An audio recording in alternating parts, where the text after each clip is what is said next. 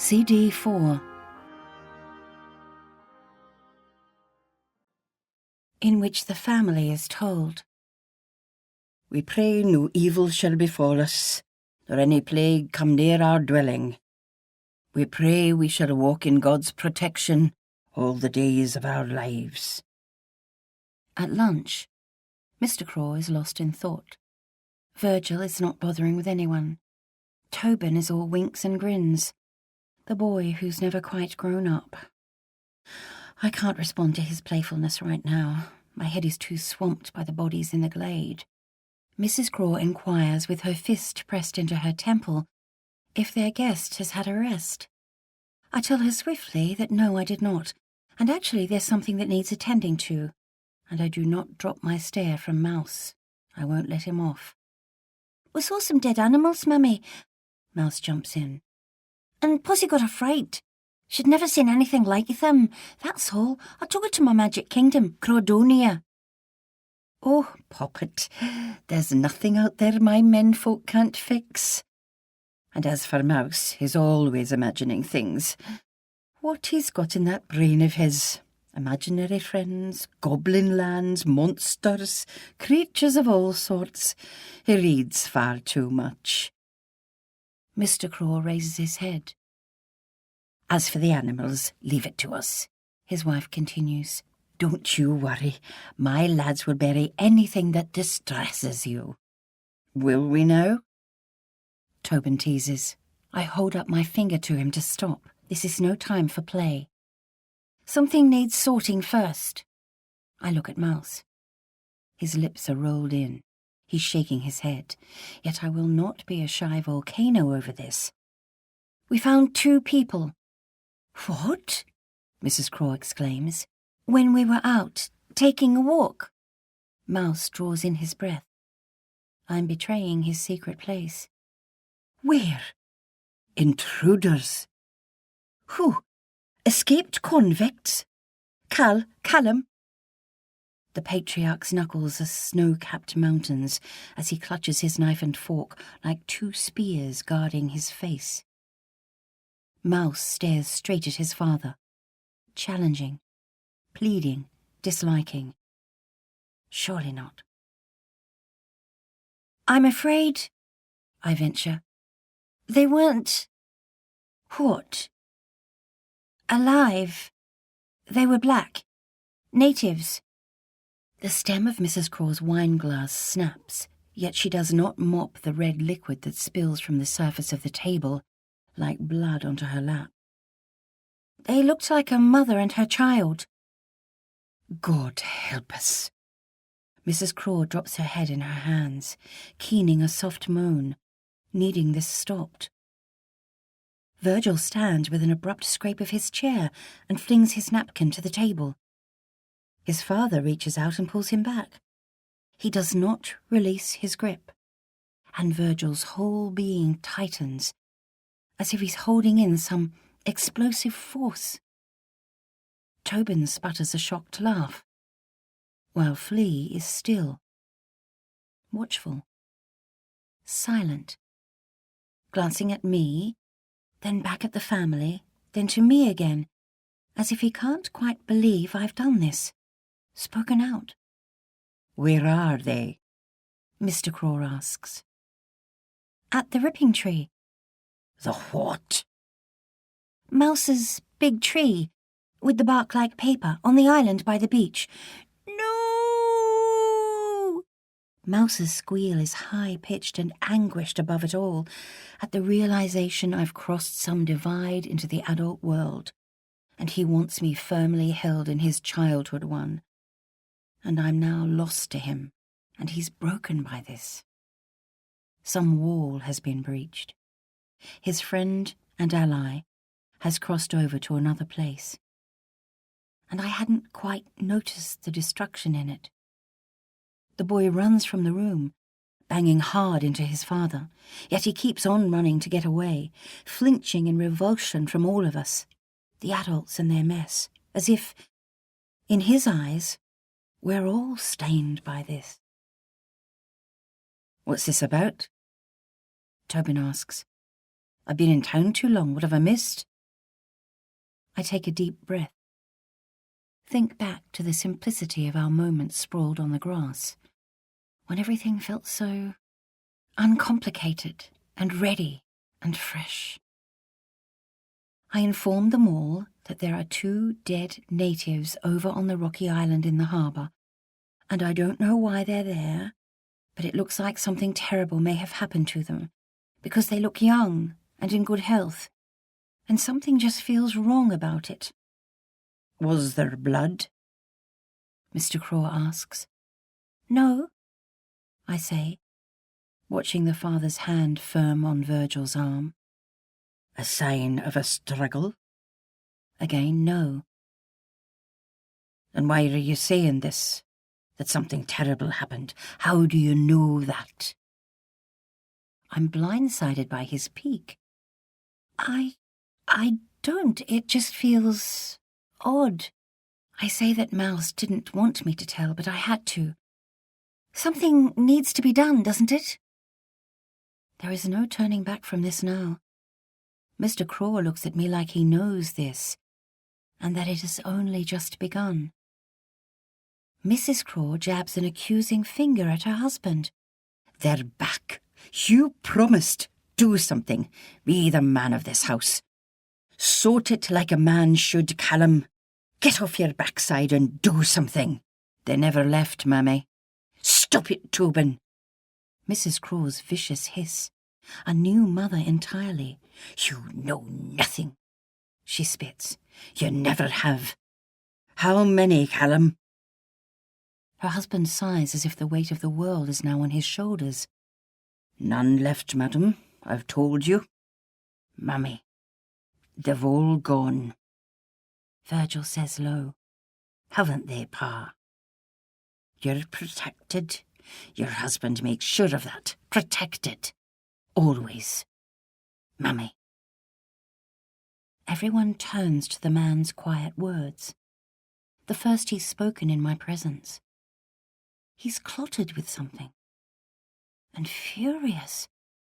As if speaking is a great effort and every word must count. Why are they here, Callum? Mrs. Craw twists the lace at her neck almost to a ripping. Mr. Craw's palms rest concise on the table, as if trying to stop it rising of its own accord. Madam, they're not back. I ask, what is going on here? I add that my knife is missing, the one thing I still had from the wreck. Mrs. Craw snaps it'll turn up and not to worry. Tobin says cordially that things are always going astray in this house. Mr. Craw looks up at me as if suddenly remembering I'm here, the pesky intruder in his world, the serenity thief he doesn't want. He turns to his wife and sighs. Madam, you must trust that the good Lord will protect us, that I will protect you. Now, I'm going to go immediately to this island. I'm going to look at these so-called bodies, and I'm going to fix things up like I always do. My love? Listen, don't I? Always, you know that. The last sentence is flung like a whip. A cry from outside the door. Mouse is listening, of course, and his father will now find the bodies and his secret sanctuary of a place, and it's everything he dreaded. Yet I don't know why. And something feels very wrong here. No one's reacting like they should. What did the little boy say again at the ripping tree? Something like, he can't have them? They're not his to have? The world feels askew, and my grand plan that I can make myself anew here in this strange world so far from anywhere else feels like it's suddenly running aground. I look around. Flea is busying himself between the sideboard and the table, covertly watching us. One of them knows something, or several do. Or none, like it just happens this way, of course. Flea catches my looking and begins clearing up, his actions contained within a small, crisp space, as if he doesn't want any part of this. Mr. Craw tells me that I must take him to this ripping tree, after ruining lunch so effectively for everyone. And thank you for that. Thank you very much. I do not break my gaze, as he looks at me like I'm more trouble than I'm worth, and he can see something ahead that I cannot. I nod. At all of them. Steeling myself. I started this and can't back down now. Can't flee from this and apologize that it was all a mistake. I'm snared. I'm coming to your ripping tree too, Mrs. Craw declares, her voice unnaturally deep like a cello's lowest thrum. She looks at her two eldest sons. Tobin is shaking his head at the hopelessness of it all.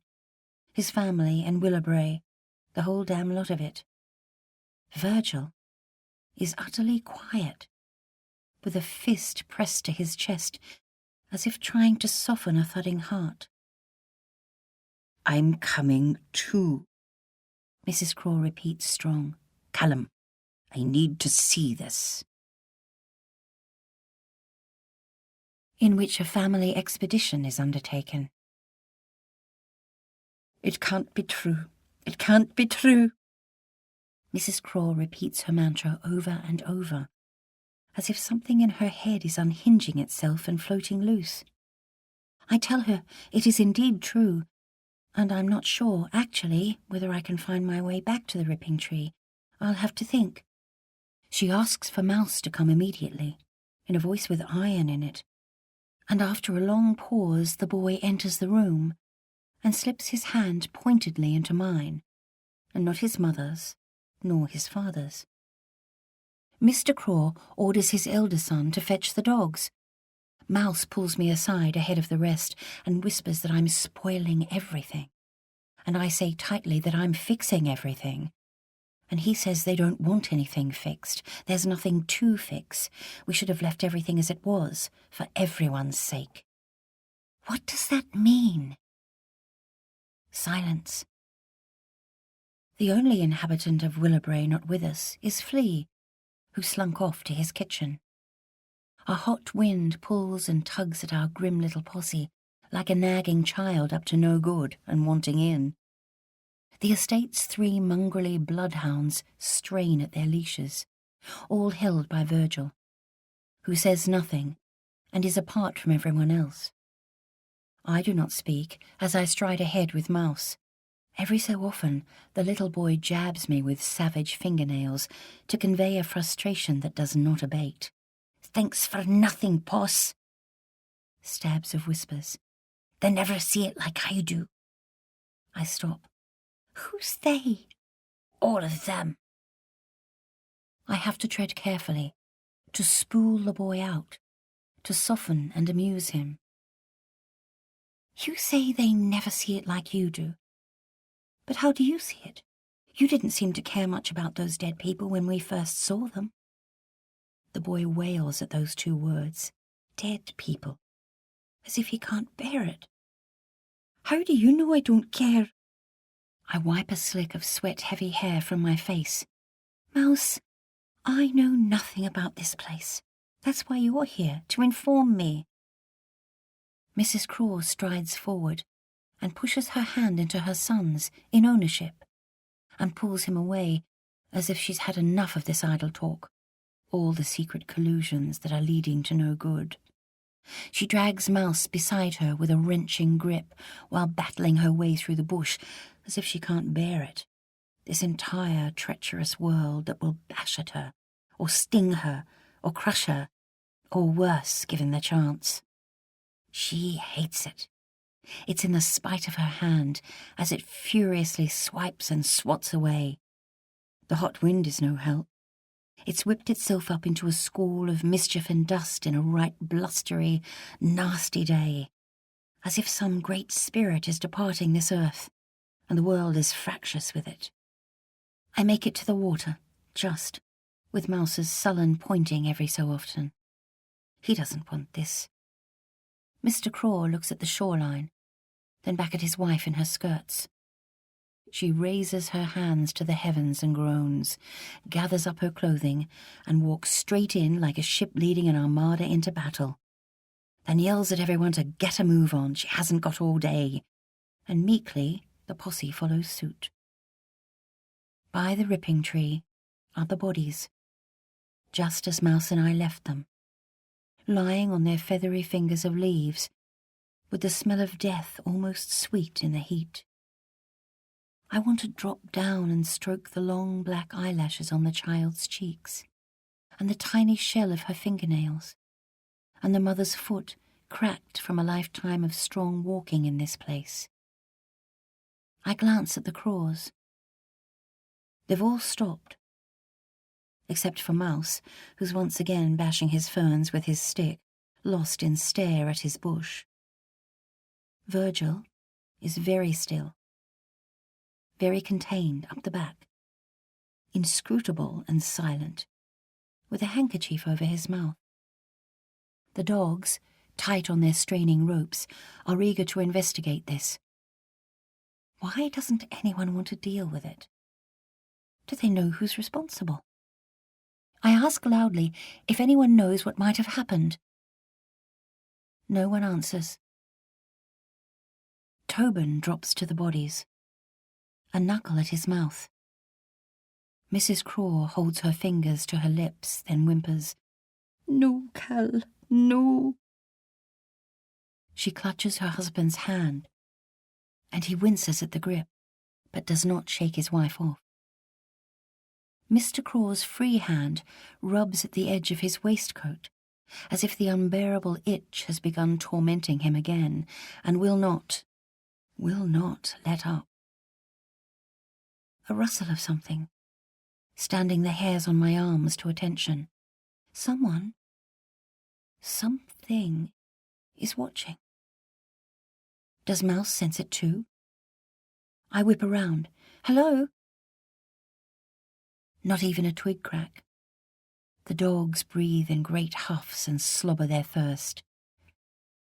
Puss, what is it now? Mrs. Craw's inquiry has steel in it.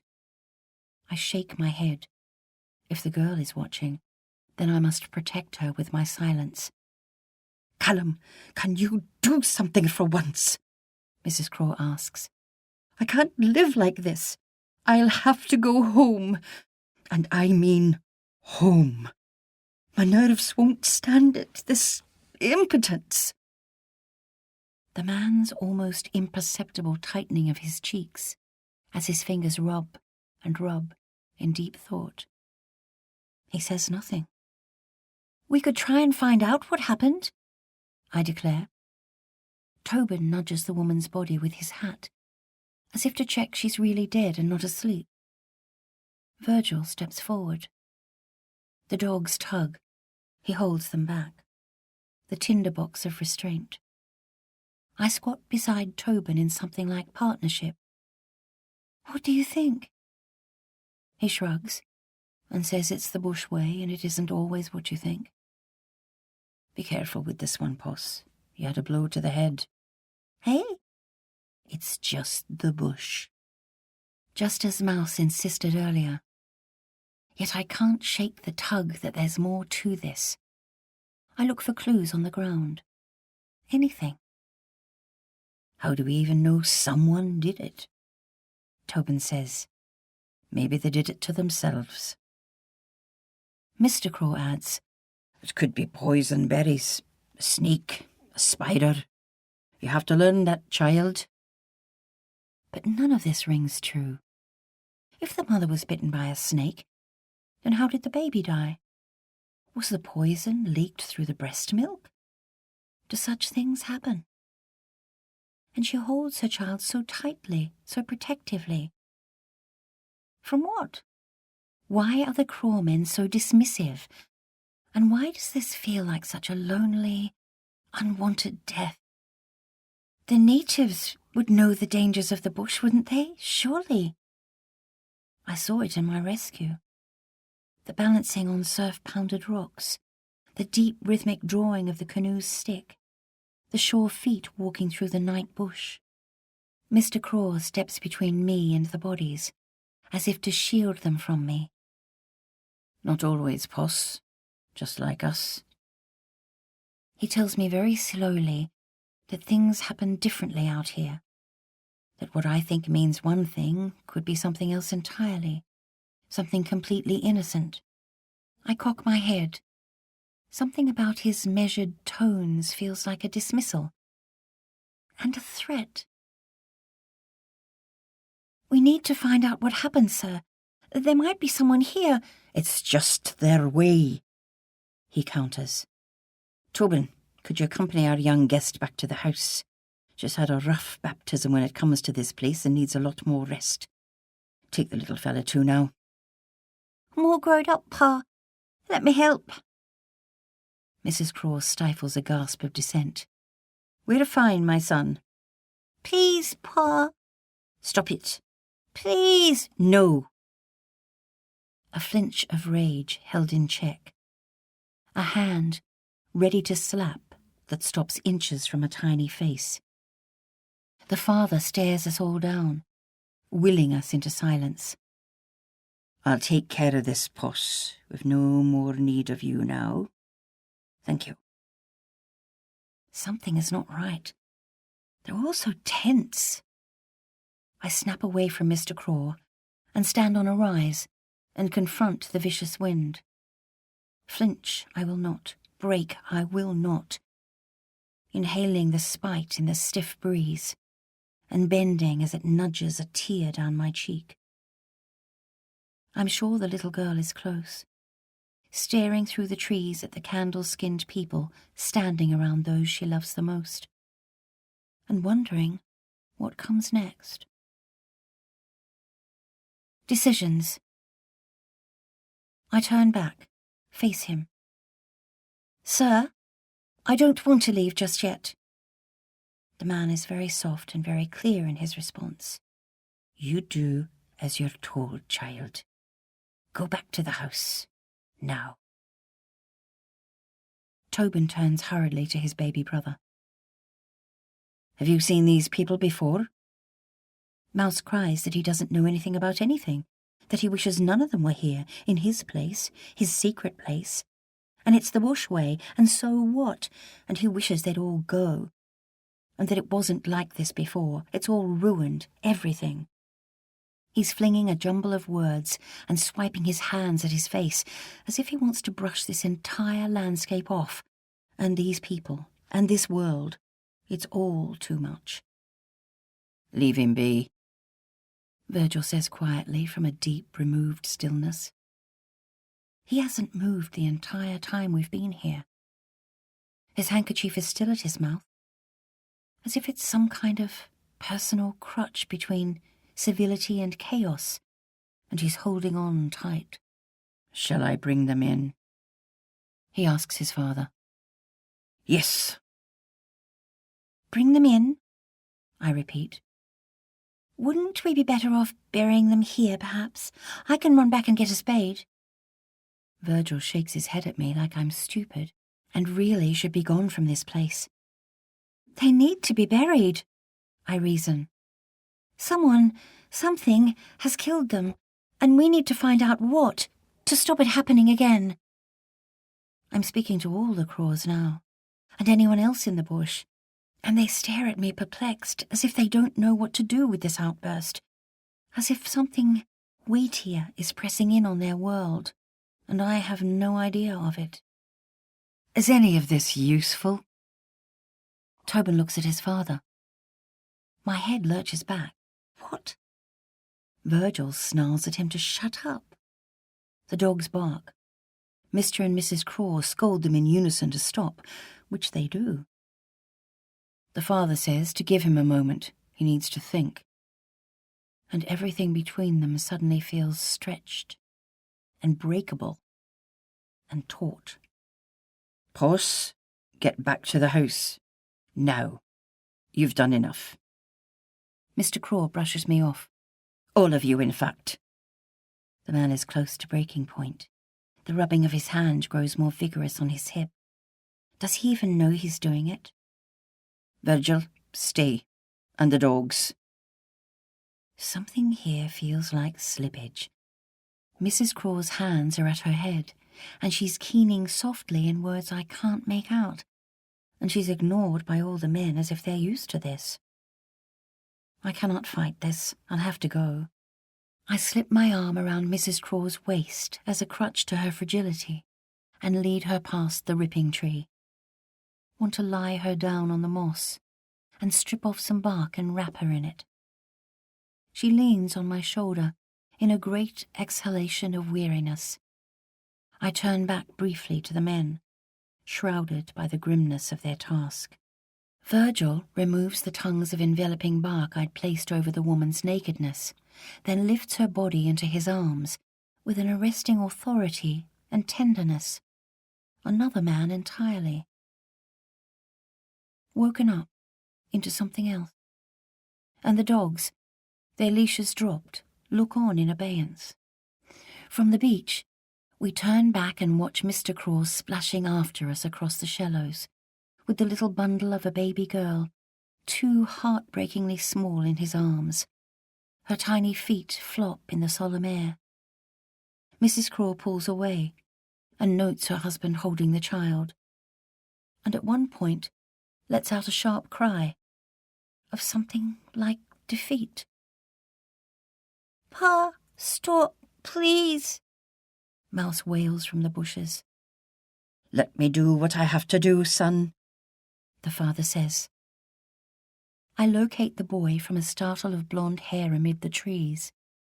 This feels like a wound. I walk to him and take his little hand in the grip that began our friendship, the secret tickle in a palm's pit.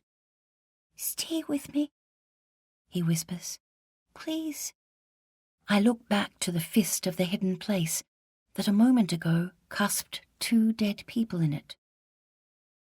Who was the woman shielding her baby from? I just wish this family would show a little more curiosity and concern, but no, they're not explaining anything. And they're barely tolerating me at this moment. Why? My breath captures in a gasp. "What?" Mouse asks. "Puss?" I tell him I'm not sure his father wants me at Willowbrae. "Oh, that's just him. He's always grumpy. But I'm not." Mouse's face is suddenly open like a sun slipped from the cloud. He's my little helper once again, wanting to set things right. With great effort, I smile at my friend and tell him I'm not leaving him, that he's got himself a new governess here. But he'll be whipped to kingdom come if any dead mice are found in my desk. "What's a desk, miss? I've never heard of that." His giggle blazes him into life. I glance across at Mr. Craw holding the baby, as if he's never held a baby before, and at Virgil, carrying the woman as if in ownership, and at Mrs. Craw, shredded by all of this, and at my little mouse clutching my hand for dear life and not letting up. Then at Tobin, reaching up and pulling at the branches above his head, as if he's really not part of whatever is going on, as if he really doesn't care enough. I bite my lip, trying to work him out. Work everyone out. I'll be staying in this strange world, oh yes. I'll be striding along the fighter's path, because Pa would expect nothing less, and because in the bushes, quite possibly, a little girl is watching, and she may need my help at some point. A little girl who nodded at me once, just, in something like trust. I retire for the rest of the day and ask for supper in my room. Need to be away from the lot of them right now, cleansed of the swirl of this place by enveloping solitude. I look out the French doors, wondering where my rescuer is. Has he moved on? Does he know the woman in the glade? The children? Night presses in. A moonless, cloud-covered dark. I miss my father so much it hurts in my chest. I tip my head back on tears. Want Pa's guidance here. Want his gentle, teasing laugh. Everything aches. A deep sleep will not net me, no matter how hard I try. Not even the thought of my rescuer's strong striding through the dark will send me off tonight.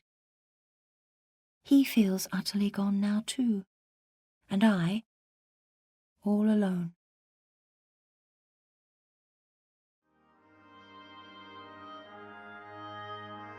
The third day.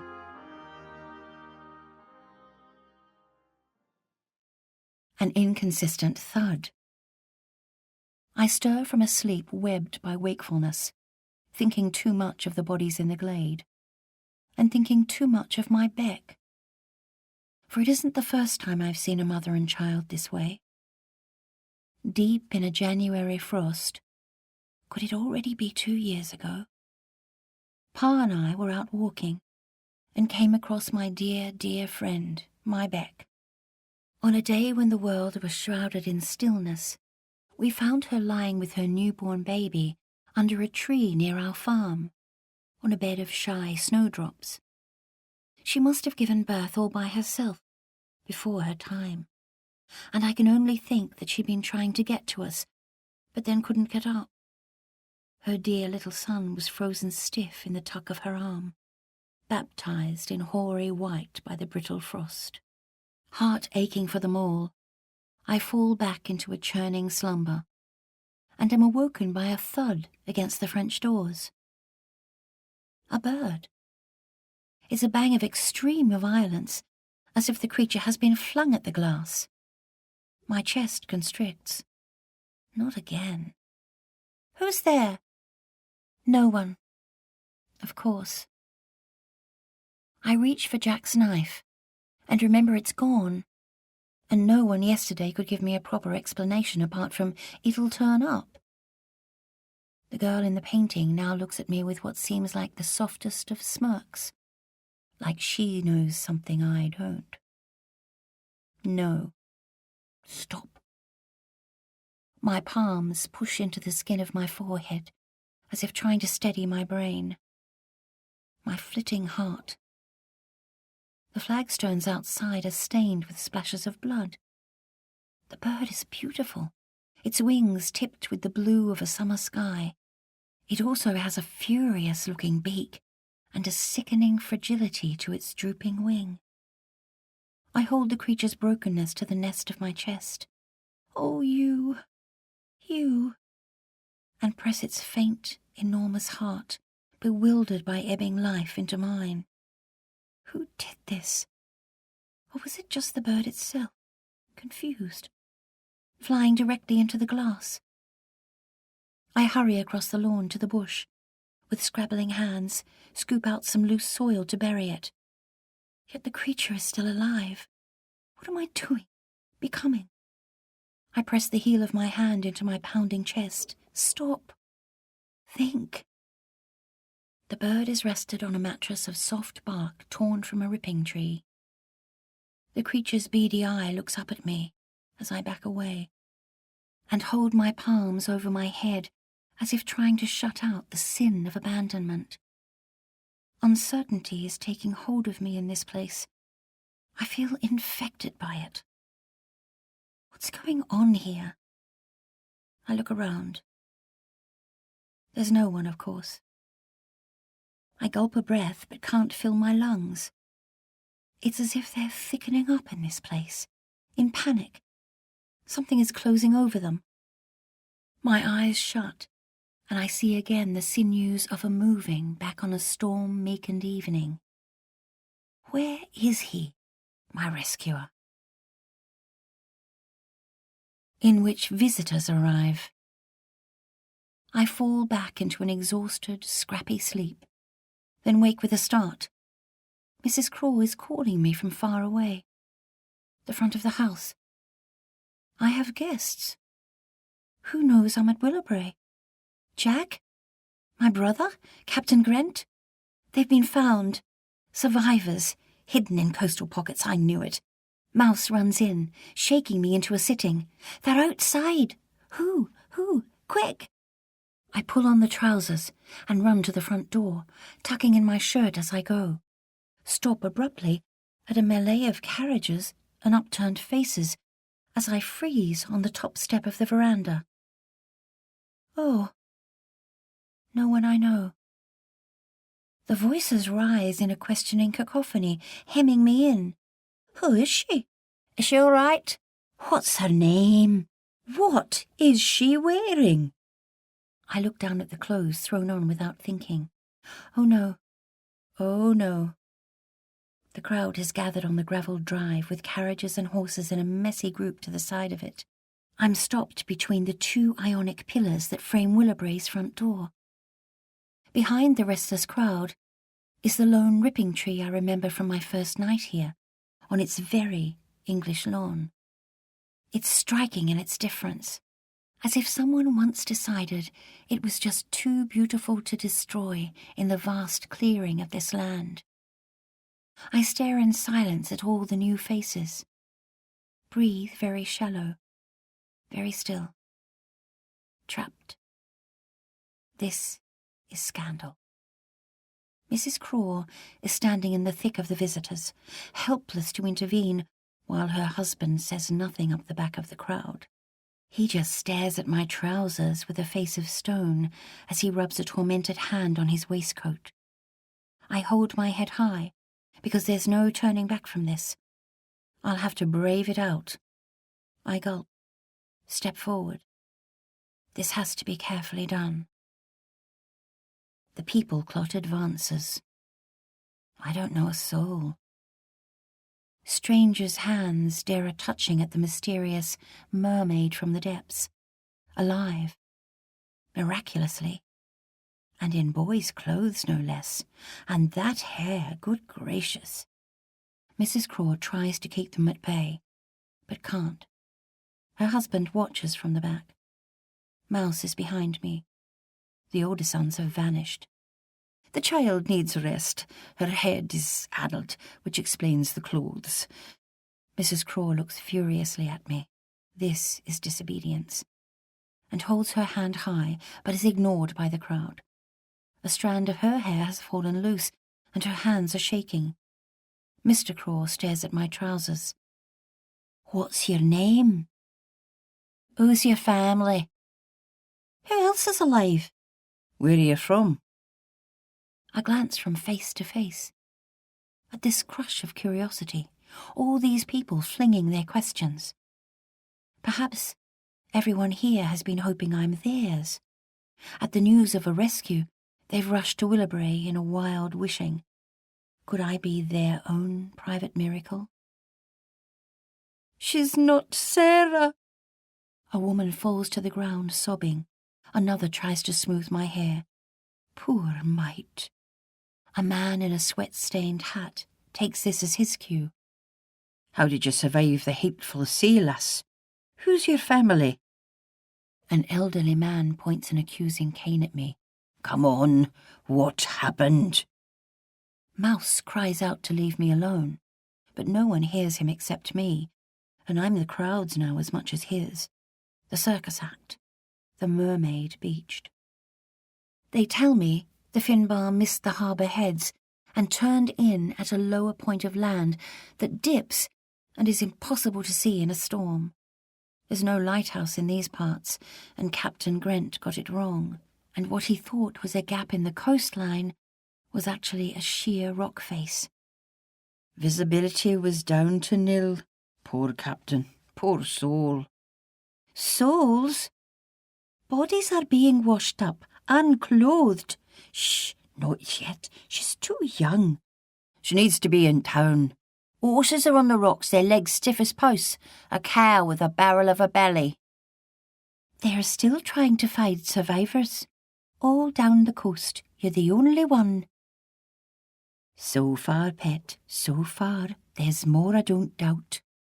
I shiver a flinch at the bash of the voices, at the greedy faces all wanting me to be someone else, want to burrow back into my room and shut this world out. But... all souls lost? All? No. The crushing weight of proof is like an ocean of hurt hard on my chest. I crouch by the front door, hands clamped over my ears, trying to shut them all away and moaning softly. In an instant, Mouse's palm is strong on my back, and Mrs. Craw gentles me into standing. "Are they really all gone, ma'am? All?" The woman's forehead is creased, and she shakes her head. Can't quite speak. I have held on to the thought that all along the coast there might be pockets of people palmed by the rocks, just like myself, my brother among them, and his thin-lipped Mariana, and that my strange, fresh existence, with a new name and a new future, was somehow temporary, until everything was righted and my old world came back. But no. My brain hurts. Am I freed? Bound? Grieving? Not? A deep, low keening is expelled from my belly, an animal wail. "She's not mad," Mrs. Craw explains, "just broken." But all the ballast of my days is gone. I want to ask, "What of my brother?" But do not, cannot. Through great gulps of anguish, there must be silence about my past. But all gone? Even Captain Grant? Can I live with audacity now, anonymous forever, and totally unanchored, on nothing but wits? Ambrose, not Ambrose. And Jack, dear Jack. "No, no," I keen. A lean whip of a man curdles into view, knotted with anger and suspicion. So they haven't finished with me yet. He's all eyes, his lids dropping to my chest, and it feels like intrusion, and I want to shove him away in a strop. "You must have had someone's help," the man says. "Where are they? Hiding? Are they convict stock?" I'll not give him the dignity of a response. "She's staying with me," Mrs. Craw warns him in ownership. "There's no one else." What has this stranger heard of my rescue? I recall a scrap from Mariana's sea-flung instruction manual. "You must not hold your head high, so as to avoid sexually exciting strangers. You must learn the shame of your body and its functions." What shame? And what functions? Yet again the man's eyes drop. "The sick-room, child, immediately." Mrs. Craw pulls me to my feet, and I'm a grateful horse to her trough. But the others will not let her win this just yet. "Is anyone else saved?" "Who are you? Come to town with us." "Yes, come to town, girl." "Did someone bring you here?" "Where are they hiding?" Because, of course, a young girl like me couldn't possibly manage a rescue by herself. The alone roars at me. I look across to the impenetrable bush, to the city of birds protesting in their high heat. These people want me in town. But what does that offer? Officialdom. Interrogation. A need to dig me out. Meanwhile, there's a little boy with a steadying hand by my side, whispering, "Come on, Pussy, we need to get out." Then he raises his voice indignantly. "She's staying here. She's not better yet." Bless him. But the people won't let up. I can smell the greed of their curiosity. And my new life with its new name will unravel among them. I can feel it already. And Ambrose's marriage plan will be enforced. Is that man among these people? Waiting in the shadows for his own private miracle? "What's your name, child?" "Spit it out."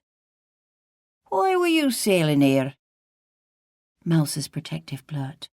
"Her name's Puss, and she's my friend, and she can't remember nothing 'cause she's got a bump on her head, and I'm fixing things up, so leave her alone." "Aaron, Mr. Craw exclaims, to quieten him, but the boy continues bravely on. She wants to be better, here, with me. Mrs. Craw laughs to the crowd with her hands thrown up, as if in surrender to the whims of a child. Yes, I nod. Yes, this will do. My head whooshes. I reach out to steady myself. Lordy, she's going to faint. Water! Someone, water. Need to cave myself. In which there is a rescue of sorts. God's liquid. A man's tallness at the back pushes its way through, and they're all parting in his wake.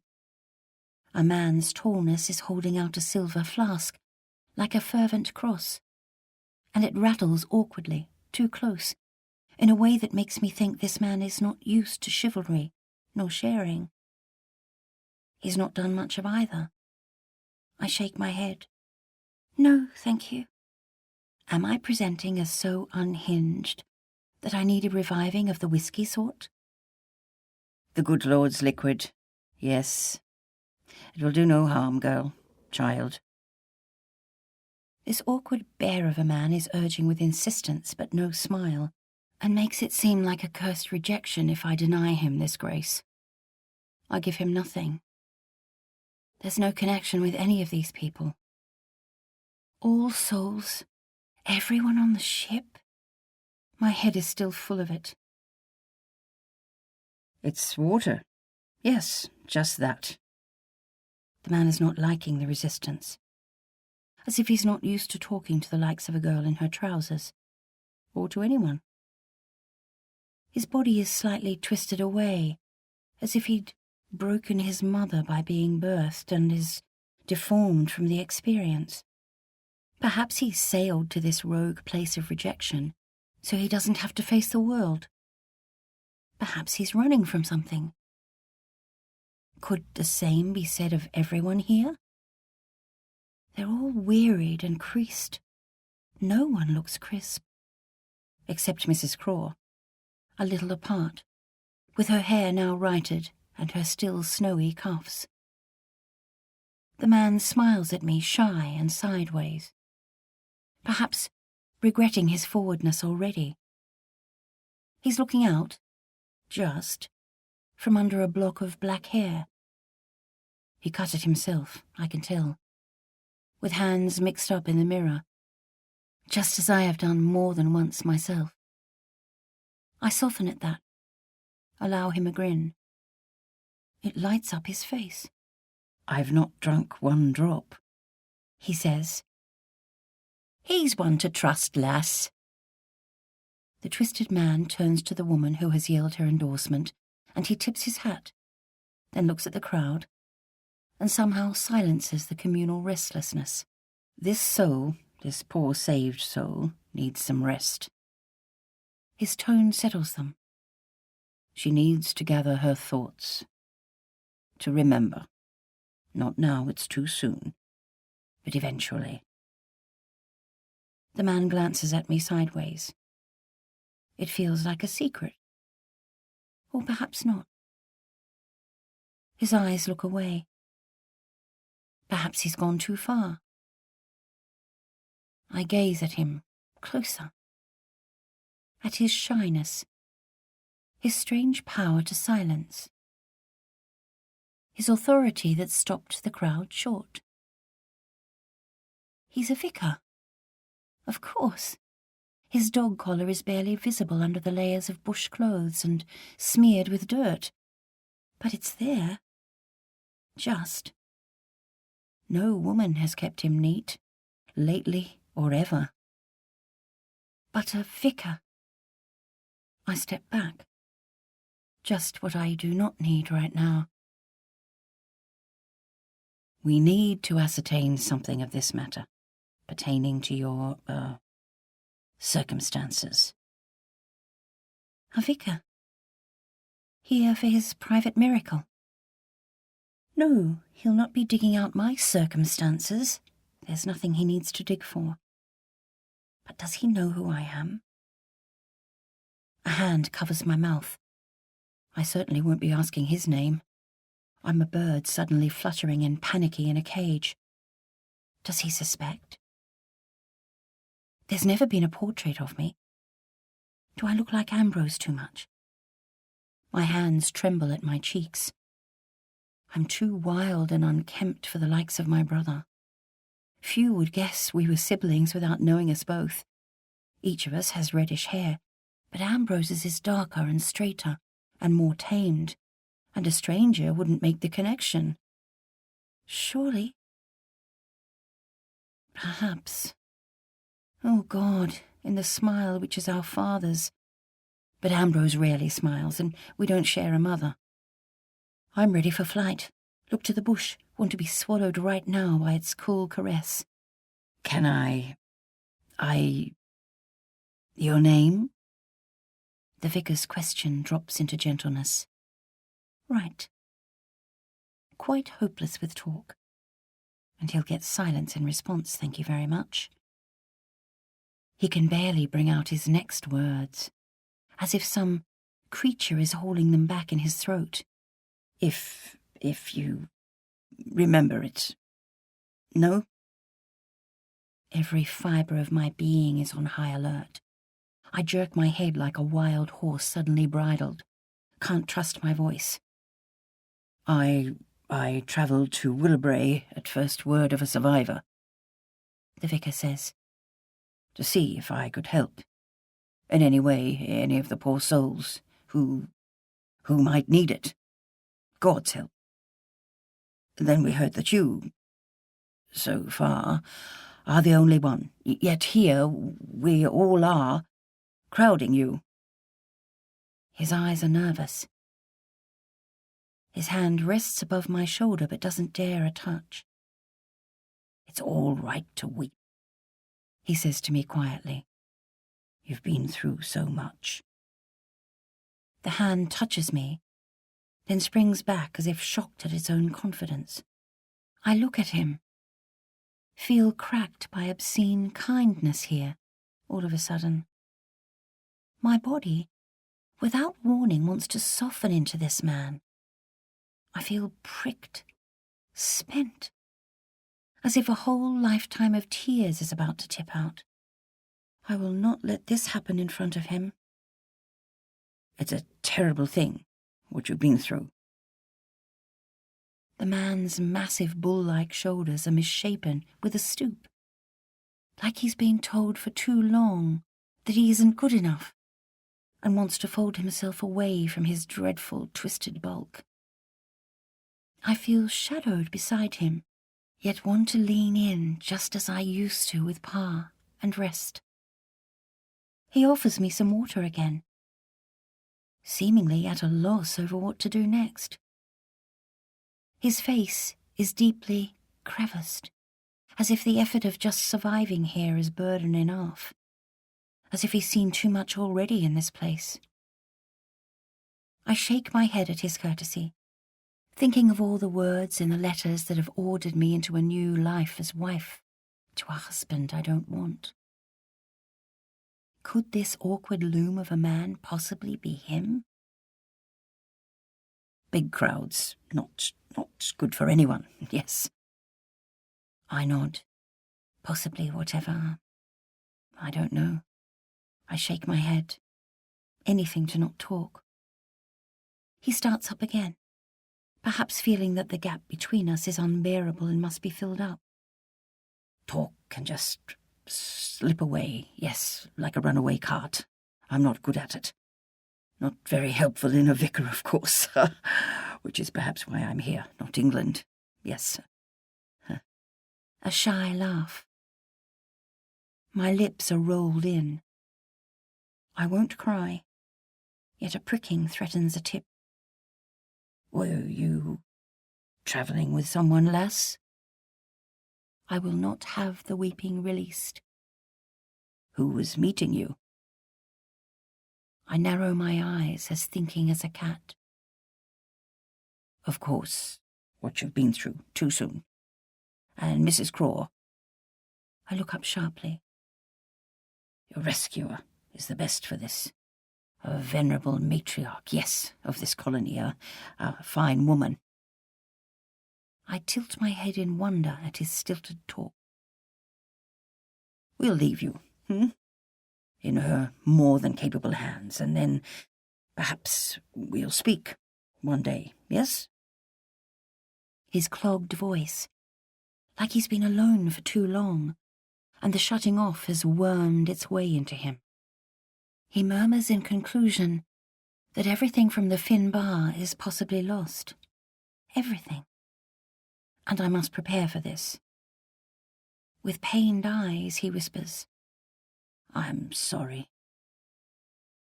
So I'm left alone among them all, voiceless and nameless. Stranded from that time when I was known as Thomasina Trelaura of Knockleby, Dorset, the recluse's odd daughter.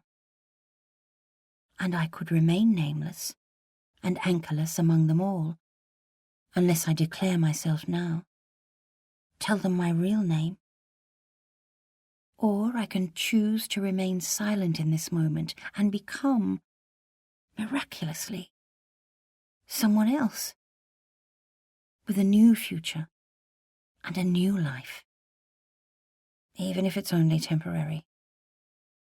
Oh, the freedom to be seized in that choice. Let us not give up hope. The vicar nods gravely. A flutter in my stomach.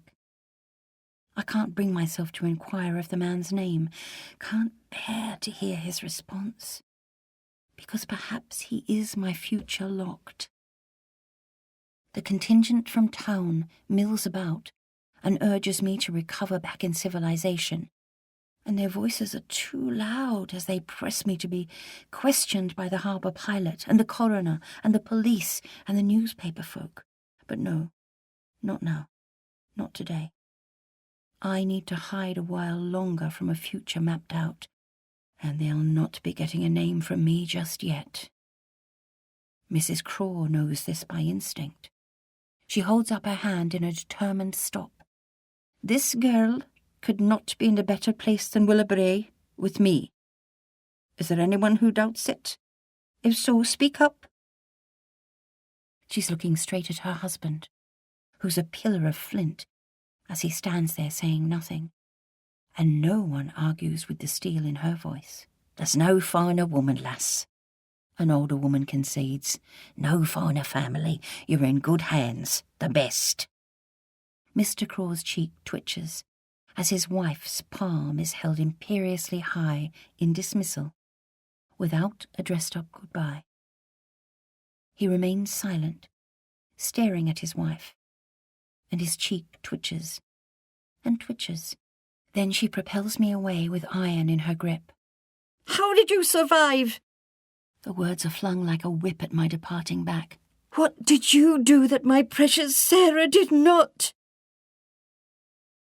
The anguish in the cry. I freeze. At the stirrings from the others. Then the tension is released like a grain sack split by a vicious knife. Did I see a man's son, another man's wife, a baby nephew? Did I help? From the back of the crowd, the vicar implores them all to be quiet, to grant their new arrival peace, and to be thankful I'm among them. But on they go, and on, the whip at my back. What did you do to survive when all those other souls did not? I shrink into myself, supported by Mrs. Craw and my mouse, too emotionally battered for any of it, too stricken to tell them that I survived, perhaps, thanks to all the summer days back at home, as soft as a pocket, when I taught myself to swim in my farm's little brook, which was allowed by a father who didn't mind me toughening up. It was a life of climbing trees and making fires and skinning rabbits. And now my pa is in his green-coated resting place in Knockleby's churchyard, utterly gone. And so is everything else from my life. And I am alone, without even Jack's knife, my last possession in the world. I have to light my own lantern in the dark, and I'm not quite sure how. And it all feels so hard at Willowbrae suddenly. But I can't tell anyone this. Mrs. Craw firms her arm around my shoulder and propels me inside, shutting the visitors out. Thank you. Leave us be. My girl has had enough. My girl. I can't recall any woman ever calling me that, and, oh, the softening into the thought. Yes, please, may I be someone's girl? Yes, please, may somewhere be my home, my anchor, my place of rest. An onion in reverse. Back in my room, it is like a cloud has scudded across the sunshine. All warmth from Mrs. Craw is vanished. Get the rest, immediately, properly this time. That was humiliating. Don't you even dare think about wearing those abominations ever again. The change is instant, as if all through the townsfolk's visit, she'd really just wanted to be this, punishing and cold and withheld. Mrs. Craw informs me it's time I became a proper lady and stalks off. Stay in your room, she commands as she departs. I'll be back. I try dragging the brush through the knotted tangle of my hair at the back. It doesn't work. It gets stuck. A few minutes later, Mrs. Craw returns with some garments crudely modulated. I haven't finished, but they'll do. I was up all night, once again, the things you drive me to. The woman's cuffs are sternly tugged over her hands, and her hair is smoothed. I'm so sorry. I just threw on those old clothes without thinking. Will, you must learn to think, mustn't you? If you're to stay under this roof, if you're capable of it, and I'm not sure about that. And so to a layering into submission, like an onion in reverse. First, a too loose chemise. Then a corset with its seams folded over because it's too wide for me. Yet Mrs. Craw has sewn it into an unforgiving tightness, and now I can't move loosely, nor bend. How am I meant to tie my bootlaces, ma'am? I'm ignored. Ma'am? The older woman is good at selective silence. It feels practiced, a settling into a familiar deflection. Ma'am, it's hard to breathe. It hurts. If you can talk, you can breathe. The abrupt answer. You live under my rules at Willowbrae, not yours, not anyone else's. I think of the alternatives. Town and its crush of curiosity. Or telling the truth and being married off. What is better? Under Mrs. Craw's firm hands, I'm rendered helpless and bound and weak as the older woman nods to herself. Now we're getting somewhere. Next comes the undershirt, a cage of crinoline. Too short, but it will have to do. Then 3 petticoats, because she wants to see what they look like together.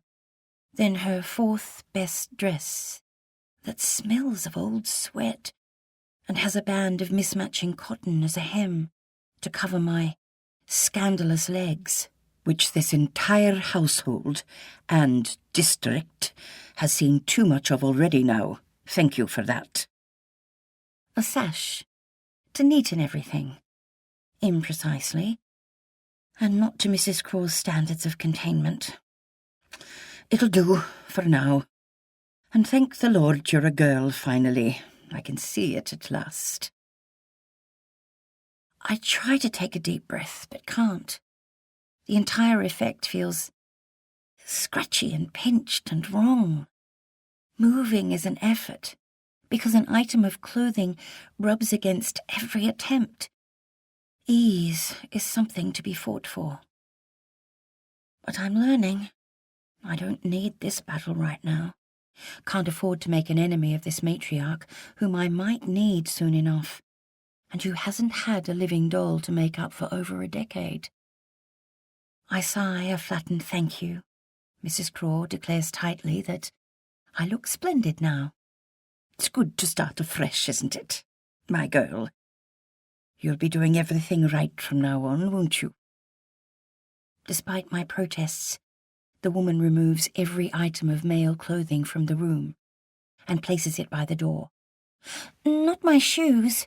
We need to have you sorted, Puss, completely.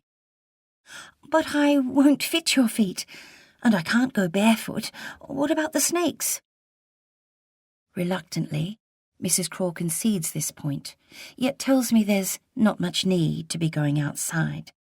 A proper lady has no want of all that wildness. Really? But what about yesterday? And I ask her in the blurt of a moment what happened to the 2 people from the glade. What happened to the other natives? Were any left? My questions are unanswered, but they set off a new peak. Mrs. Craw propels me in front of the looking-glass and braids my hair, then flurries it out and braids its recalcitrants once again. It feels like all the woman's frustrations at being unable to control this situation on several fronts are now directed entirely into the flattening and taming of my hair with a cruelly insistent comb, making my style as rigidly controlled as her own. Ow, that hurts! It's ignored. Oh! Mrs. Craw persists until I'm helmeted by a dull, smooth shield of unremitting ugliness. I'm amazed that no blood has been drawn. I stare at the stranger before me in the looking-glass. It feels like the world of the big house is closing over me, that I'm being remade into what I never wanted to be, and I want to tear at this new girl, scrabble her off. I tug at the stiff silk. Mrs. Craw smiles, wilfully unseeing it. A lady at last, for any future unexpected house guests. I excuse myself tightly through held-in tears that I don't want her to see. Say I need some fresh air, and push my chair savagely from the dressing table and stalk out. Her voice follows me down the corridor. We won't have a repeat of this morning, will we, Puss?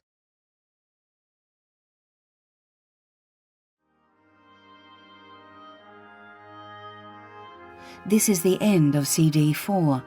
The book continues on CD 5.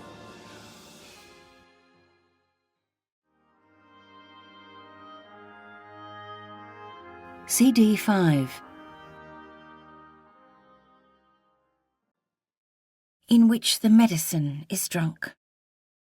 I stride along the hall, then take a hunch that the room off the parlour will be the library Tobin has told me about, a place to escape to because it's rarely used.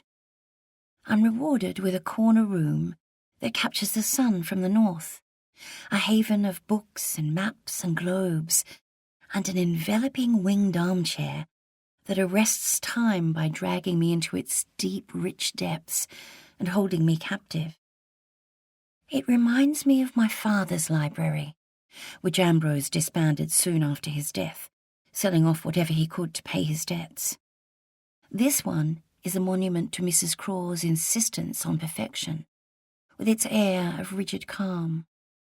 Everything is in its place, whereas Pa's bookish lair had toppling stacks of tomes and papers held down with horseshoes and iron nails as big as thumbs, and a swirl of ammonite fossils and giant shells alongside a filthy dog quilt that Bess, our old wolfhound with the speaking eyes, slept on like a queen in her treasure chamber.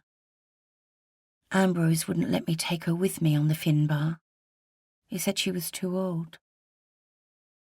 Whatever love I may have had for my brother was extinguished at that moment.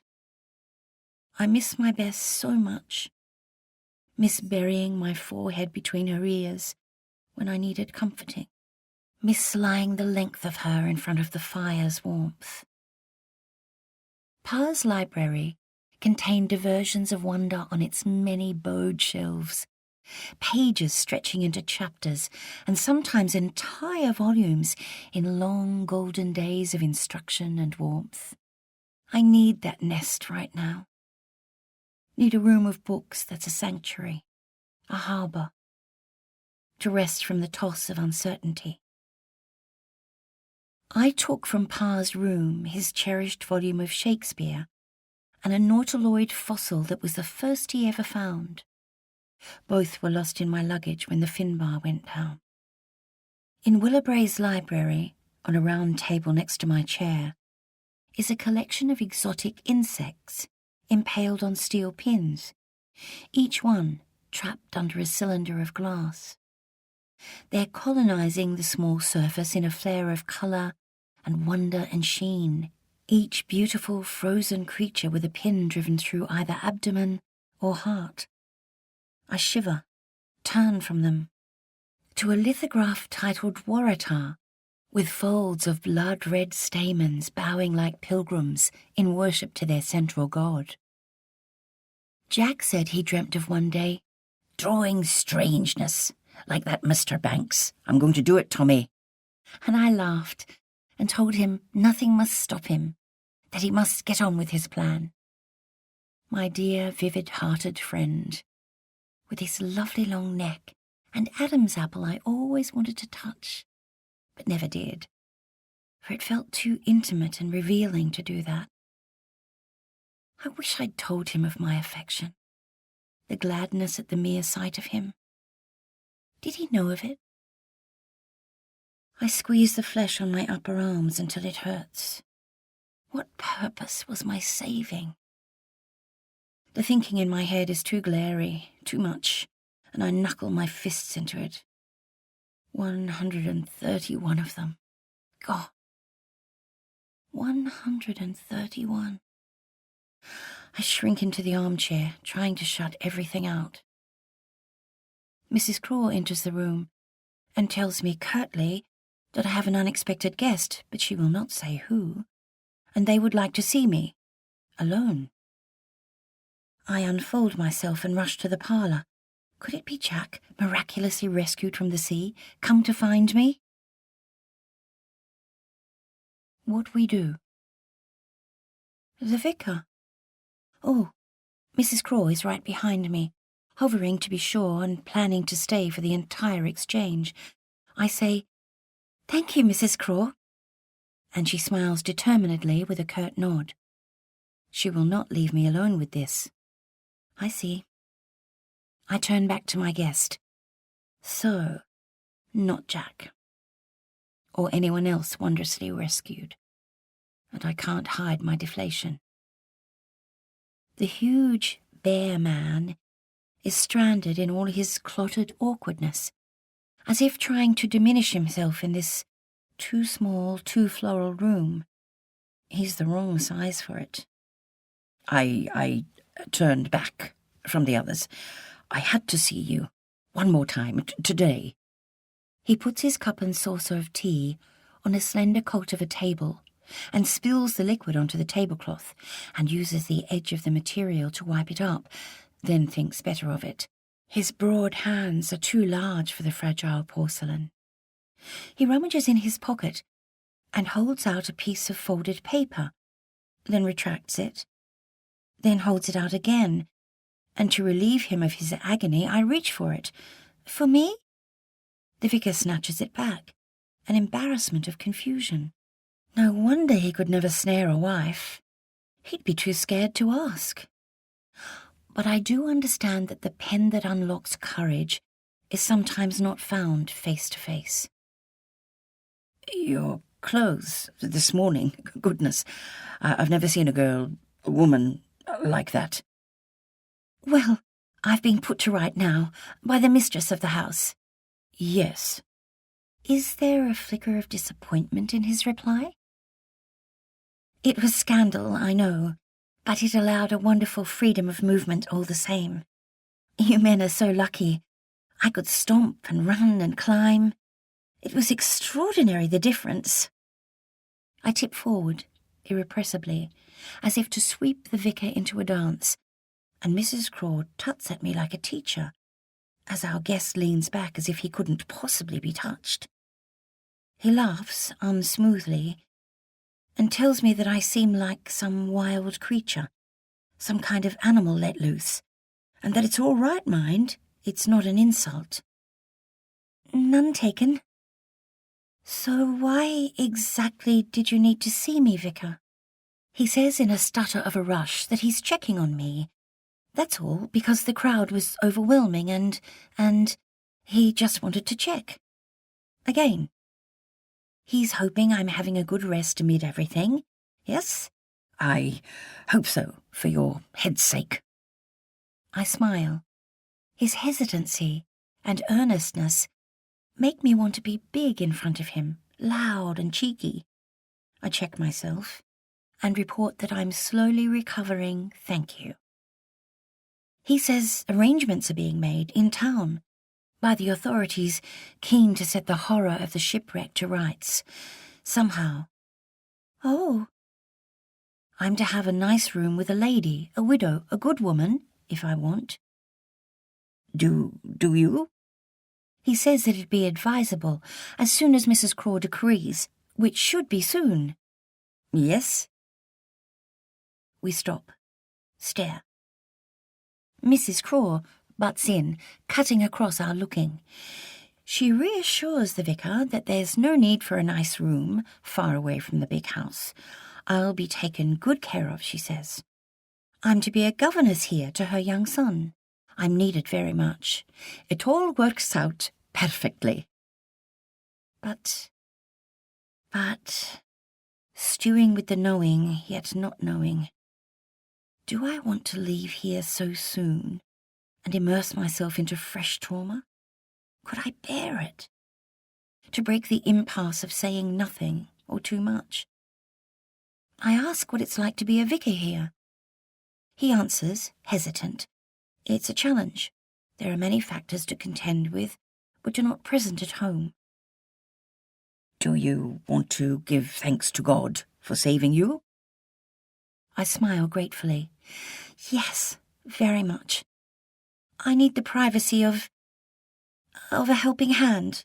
To God. In thanks. Fervent and hoping and glancing across at Mrs. Craw. She nods in respect for prayer and quietly withdraws. Alone at last. Thank you for coming, I say to him in a rush. I thought you might welcome a change of scenery. Face. Yes? Someone new. To talk to, perhaps. I laugh. Yes, thank you, yes. The vicar says in a rush that I'm not, possibly, the only one feeling lost. And I agree, but can't quite look at him. And then we meander with talk of God and rescue and gratitude and guilt. And it's easy with him. So easy. I do feel religious, Vicar. I do. Just not with the church. Sometimes, I feel blasphemous to even say such things. Don't, please, I understand something of what you talk of, yes. Really? Sometimes I feel things so strongly, but don't dare to say my thoughts, ever, for fear of the walls listening in, of God listening in. You can talk freely with me, Poss. I'll always promise you that. I look at him.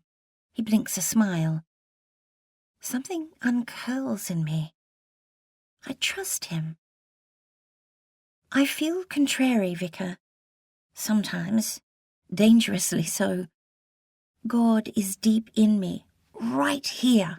I thump my chest. Just not... My voice lowers. I cannot look at him. In the church.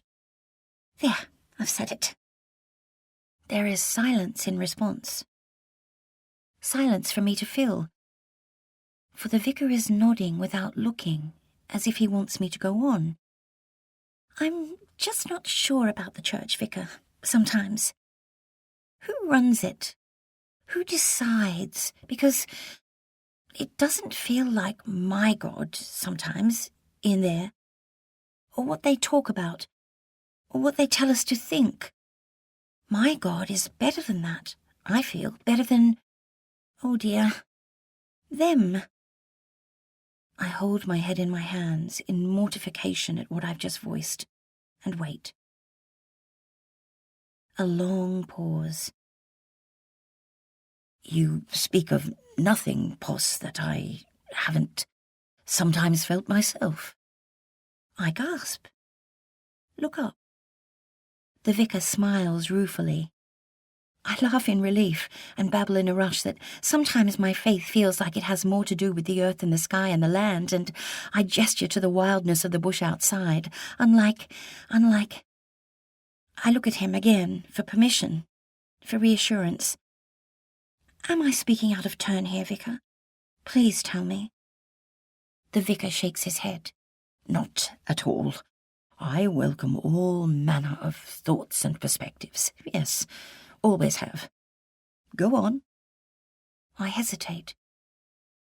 It just feels so hard to reconcile all this. And your faith. Vicar, am I spouting nonsense here?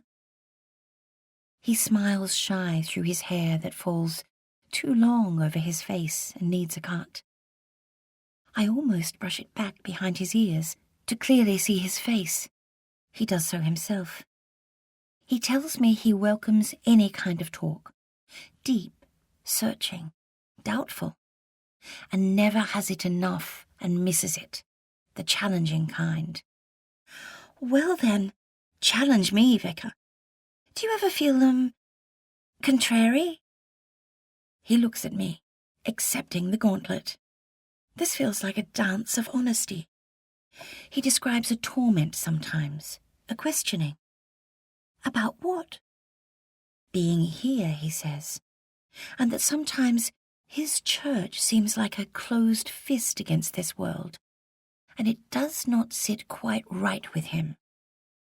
That sometimes he feels there's more spirituality in the natives pushed to the margins than in ourselves, sometimes, and that even that sentence seems like blasphemy itself. The vicar ploughs on. It feels like there is something rich and deep and harmonious with their land that they seem so blended with, if that is the word. Silence. I stare at him, my head on one side, deep in thought. He says he has a dear friend, a native, who comes and sits with him sometimes at his little bush abode, and he learns a lot. The man's language for a start, and a glimpse into his soul, if he can dare put it like that. He's so blunt and brave and thinking, and quite possibly right. The vicar says this strange island is deep in the natives' blood, and they understand it in a way we settlers do not, and he's seen them sometimes fall sick if they aren't close to their home, where they've lived their whole lives, as have their ancestors' ancestors. I think of the glade, of the 2 lonely deaths, and a little girl watching through the leaves. The vicar tells me the land seems almost like another person to them, protecting them. Like a mother? Yes, perhaps.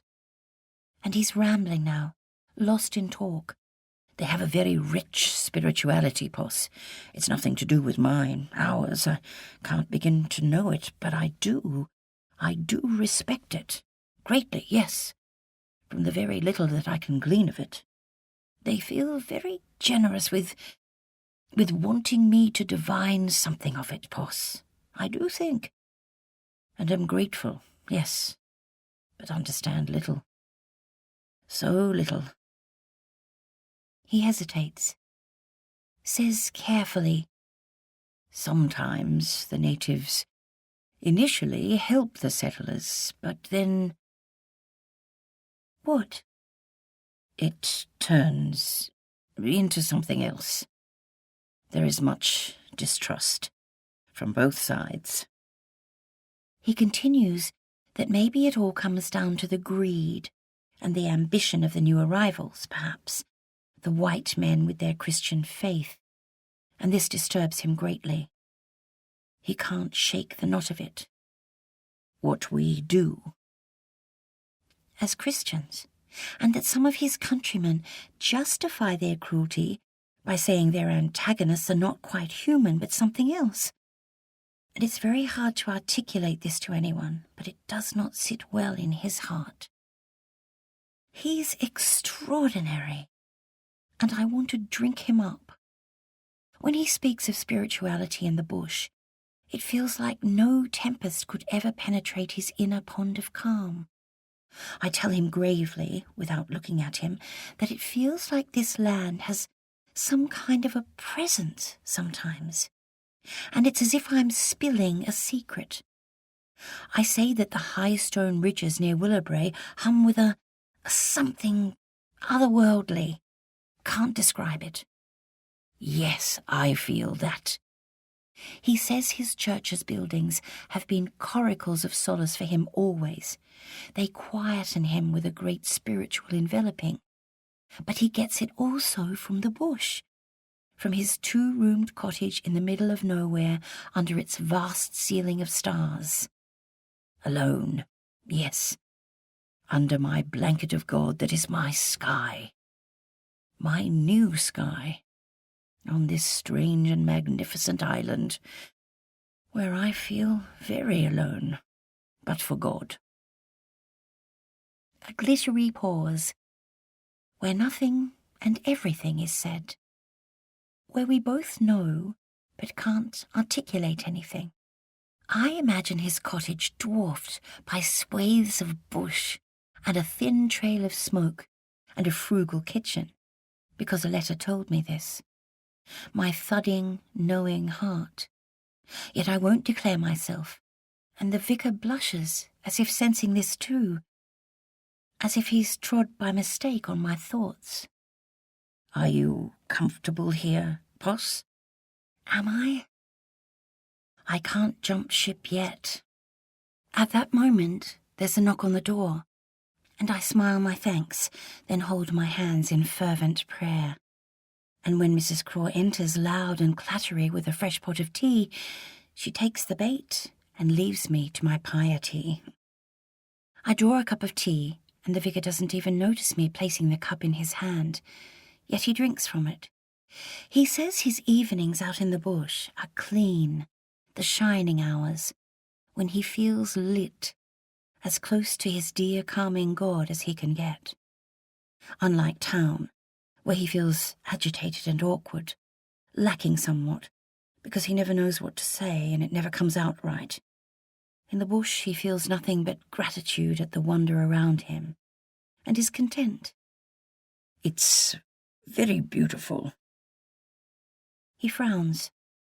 Despite what is said. He smiles that perhaps he would have been better as a monk, because the vicar is far too public for him. I chuckle. Possibly, yes. I could see him as that, and I tell him of my own heart-swelling gratitude when I'm basted in the woods, in the restless air. I tell him I sometimes find myself closing my eyes in unstoppable thanks, in the wild places, where the silence hums under a full butter moon, or with my face to a high sun. I love it all. Just want to drink the wild up. Never want to be anywhere else. The vicar murmurs in agreement, and my hand slips without thinking over his, and he looks down at it and loses his words as I barely hover a touch in collusion. He goes on that there are mysterious places on this earth that concentrate your being in some way if you're still and quiet enough in them. Places that distill your presence into something very small. When you're struck by... What is it? Awe? Reverence? I think, yes. I squeeze his hand, and the vicar looks down awkwardly, as if he's never been touched, and I draw my hand back, apologize, and barely know what for. We sit in silence, not wanting this to end, whatever it is. The wash of the conversation is pluming through me, and with all the grave thinking from it. Sometimes, the vicar says eventually, he feels silted up by the great challenge of merely existing, somewhat depleted, and he needs the cleanness of a religious way, a tuning fork, if you like, into calm. He laughs and says that he's afraid people aren't quite his calling, and looks at me sheepishly as if he's never said anything like this in his life. I smile, warming to this shy man. Who are the most religious people you know, Vicar? He thinks. Well, I'd say those that shine with love. And there's not many of them. Well, you don't. Oh, but he's hurt. I'm sorry. I hurry. He shakes his head. Marital love, no, Poss, you're right. I've never had that gift. But love of God, yes, and the land. The glorious, God-given wonder of this land. Yet not a person's love, no, not that. I tease that he's a man who seems very close to his God, but it's as if the wild has vined its way into him somehow too, and my fingers wriggle towards him like looming tendrils. Yes? He chuckles. So you've never married, Vicar?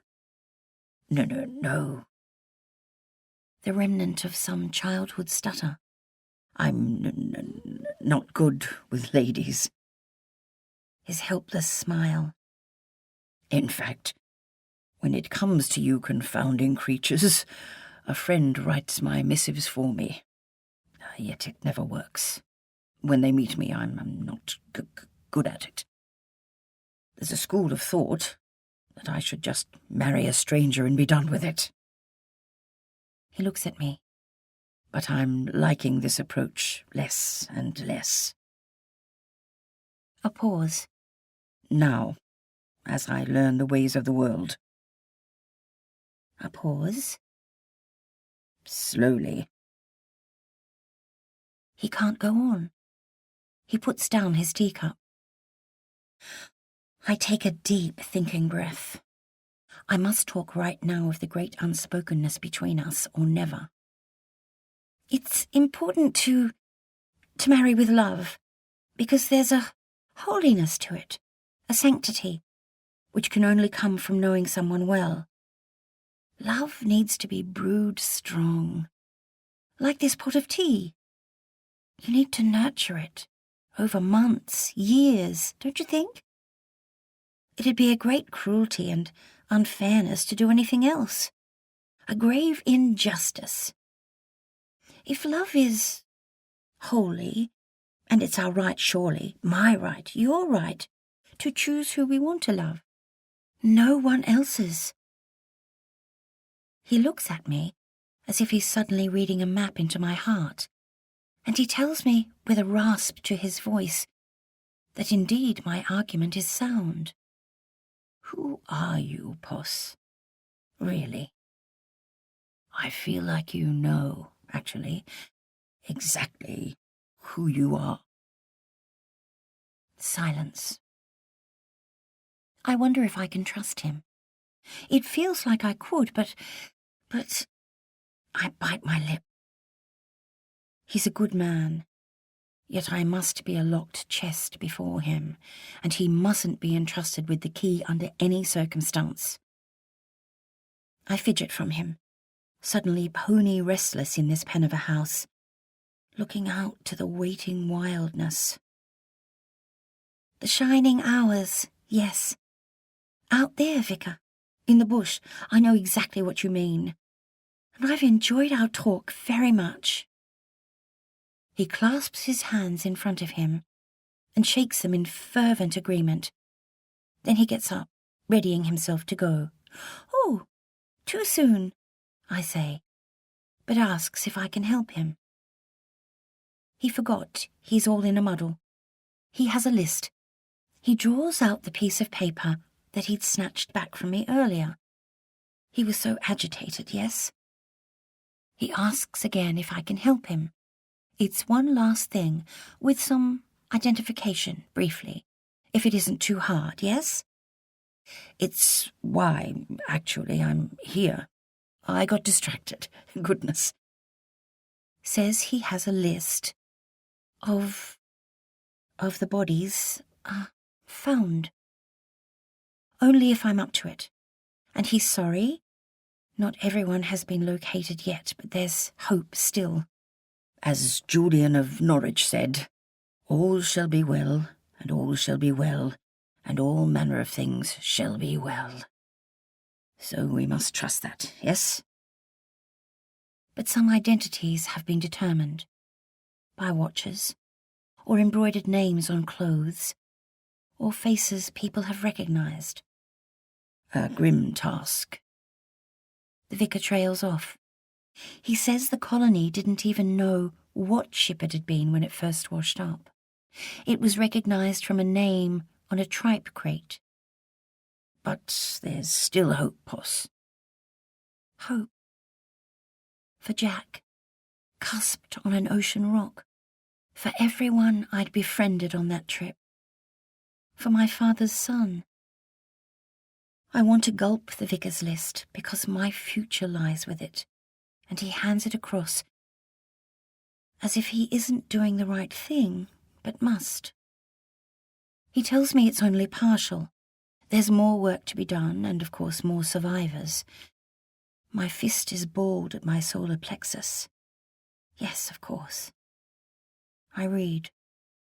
All the names. The too many names that I knew from the journey and am winded by. Captain Grant. Pym, the kitchen hand. The Kenton family of 7, heading so excitedly into their bold new life. Jeremy, the giggly first mate.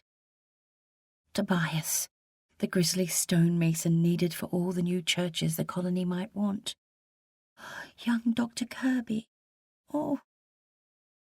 And oh, yet no Jack. Thank God, not yet. But Ambrose and Mariana, their names at the bottom, bawled before me. So, this. They are vanished from my life.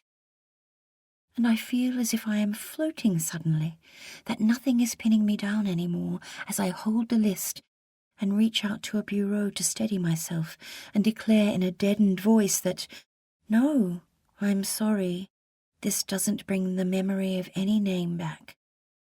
And I feel soiled by the low lie of it. To this man. Of all people, this man. It doesn't jolt a single thing, Poss? Now is my chance to declare myself. No. Yet my brother, gone. The only close relative I had left, and the gulf feels cavernous despite our complicated love. My heart lurches. God. I'm freed of him now. And his wife, and all their manuals telling me to be what I'm not. Freed, yet not. For there's guilt and also a strange, deep, complicated yearning here, even though I am loosed. The vicar explains that the wreck has shaken the fledgling settlement to its core, because alongside the cabin loads of strangers were many locals returning to their colony, convicts now sailing as free men and bringing their families back, a doctor sorely needed, stonemason brothers, 4 seamstresses, 9 governesses heading to new lives, a man who'd established an estate here. He was bringing out his orphaned sister who needed looking after. A pause. A sister, in fact, who was to be my, wife. A pause. It was a charitable act. A pause.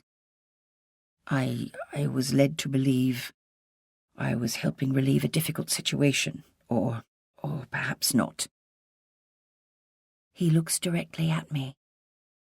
I grieve for the loss. But how could you grieve if you never knew her? I ask. How could you want a wife, sir, without ever meeting her? A woman, just like a man, needs freedom of choice, which should be a basic right. I think of my palace of fury that vined me up the moment Ambrose declared I was to be married to a man of his choice, whom I'd never met.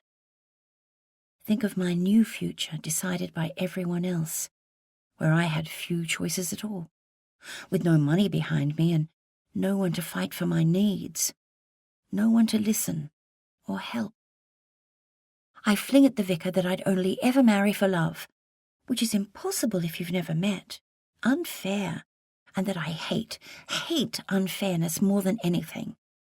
And every time I come across it, there's an implosion in my heart, a tightening of rage, and I make it clear it courses through me now. That this vicar, so thoughtful in many respects, is remiss in this most of all. He has enabled this world. He hasn't considered deeply the consequences. We're all equal in God's eyes. It's the only way any human can have happiness. To not be bound. His thinking silence. Pain in his eyes.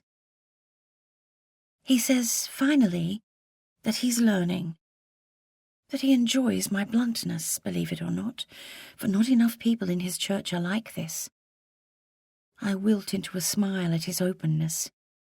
He wants me to know that I can always talk to him, any time, that he enjoys the tussle, and he'll be returning to his cottage with much to think about, and oddly nourished by so much thought.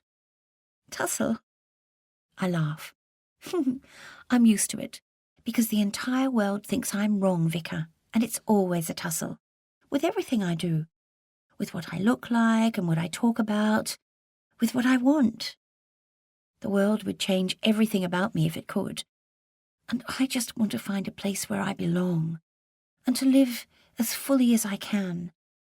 But how? I don't know. I would not dare dream of going there. Eye deep. The vicar snaps himself to attention. Good grief, I might have ended up with someone like you. Imagine that. Oh, I'd be appalling. You'd last 10 minutes and then want to return me to the shop quick smart to get your money back. Oh, I don't know, Poss. I'm all confusion here. I just wish... What? But the vicar doesn't say. His awkwardness is closing over him like a shell. He's retreating into it. He doesn't varnish me with light like Tobin. He's a man no woman would leap at, for his lack of confidence doesn't inspire confidence in anyone else. Yet he's a dear, good man. I take his big hands in my tiny ones and squeeze my gratitude through him. What's this for? He asks, barely accepting it. For our talk. I've enjoyed it very much, despite the circumstances. Thank you. I squeeze his hands again. I mean it. I know who you are, Poss. I am stopped. Speechless. The vicar says nothing more, gives me nothing more. I hope. I suspect he won't reveal my identity. And besides, he has no proof. It must be a hunch. But this feels like a powder keg suddenly between us. Then he walks away abruptly without another word, as if the wildness has closed over him and claimed him once again, and anything else is too hard, too much, and now he must retreat back into what comforts him the most. His list of the found is crumpled and tossed on a table in something like defeat. Goodbye, I call after him. but he doesn't look back, as if he hasn't heard, or can't. As I watch my vicar depart on his grey horse from the veranda by the front door, I hear footsteps behind me. Mr. Craw. "I'm off, Flex," He yells towards the back of the house. "I'll be home in time for lunch." "Do you have to?" comes the returning cry. "Today, of all days." "I need to get out," Mr. Craw says. "Clear my thoughts. Work out what to do next." Next? I cross my arms and hug my shoulders deep in thought. Turn. Mr. Craw is almost at the front door, his footfall distracted by his thinking. "Oh, Puss, I didn't see you there. The vicar's gone so quick." He had to get away. I smile tight. "Odd man. Now, how are you feeling? Much improved?" The snap of his inquiry and the message conveyed is that soon his house guest could possibly be fit to leave, perhaps. "Thank goodness you're out of those confounding clothes. Between Mouse's hair and your attire, God help us all. Willowbrae is falling apart." I stop smiling, snuffed. "My guess is that you're quite well." Mr. Craw clenches both fists at his sides, as if readying himself for a boxing match, then strides off, taking the front stairs in one leap. Of course, he'd like me gone. Me staying here is his wife's wish, and his youngest son's. But as soon as I'm better, he wants me turfed out. I can't find the woman of the house anywhere. Perhaps she's retired to bed. The doors at the back of the house are resolutely shut. All the menfolk must have headed for the bush, and Mouse must be with Flea in the kitchen. The big house feels cool and silent and waiting. Now is my chance. In which a privacy is transgressed. The aim? To look around, in secret, to get more of a sense of this family, of this place. A row of closed doors leads down the hallway that's lined with Craw men. I mustn't chance upon Mrs. Craw. She's somewhere at the back of the house, the area that's darkest and quietest.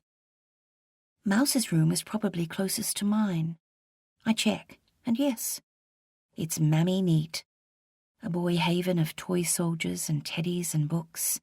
So many books. On fairy tales and magic and pirates and phantoms. All manner of imaginary kingdoms that fill up his life. A Bible is next to the bed. A high fort for 2 rows of tiny soldiers. Apart from that, it looks untouched. A floorboard shifts outside. There's the familiar jangle of keys on Mrs. Craw's chatelaine. She's moving about the hallway, coming close to this room. Need to work fast. I dash out of the French doors onto the veranda, then into the room next door. Tobin's. It's obvious. An ancient military jacket hangs near an unmade bed. And aside from a mess of clothes, the bedroom looks anonymous, as if he doesn't often frequent this space. He goes to town a lot. A Bible is also next to the bed, and it too looks untouched. Virgil's room next. But where? A clatter at the back of the house. Something solid is dropped. I still hold my breath. We'll have to be quick. So, the room next to Tobin's, it must be. I gently open the door and yes. Step inside. Shut the door carefully behind me. Again, the restless chatelaine. Mrs. Craw walking up the corridor. The blood thuds in my ears. Heat sprints over my skin. The footsteps slow near the front of the house and stop. I exhale and look around. Like Tobin's, this room has the look of a space never bothered by anyone but its owner.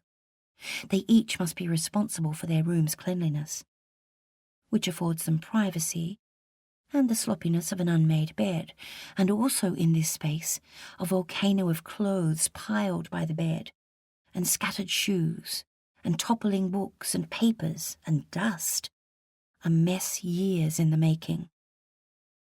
On a pedestal is an opened Bible. Yet it is far from the main oddity of the room. Virgil collects. Objects cram every surface.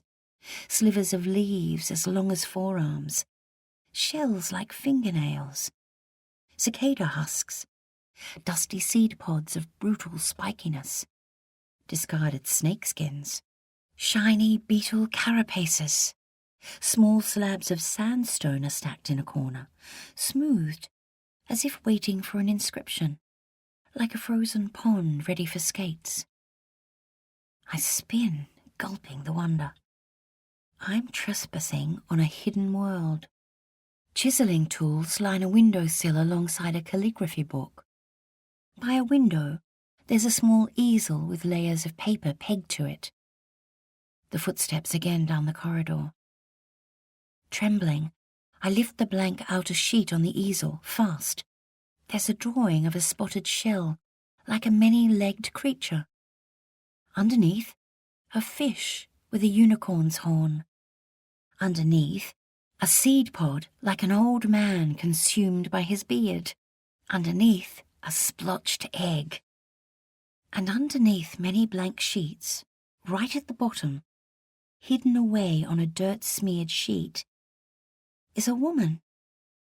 Her face, naked chest, tender breasts. I gasp, blush. This feels intimate, like I've trodden on someone's heart, like I'm witnessing something. A deep connection between two people that isn't my right to know.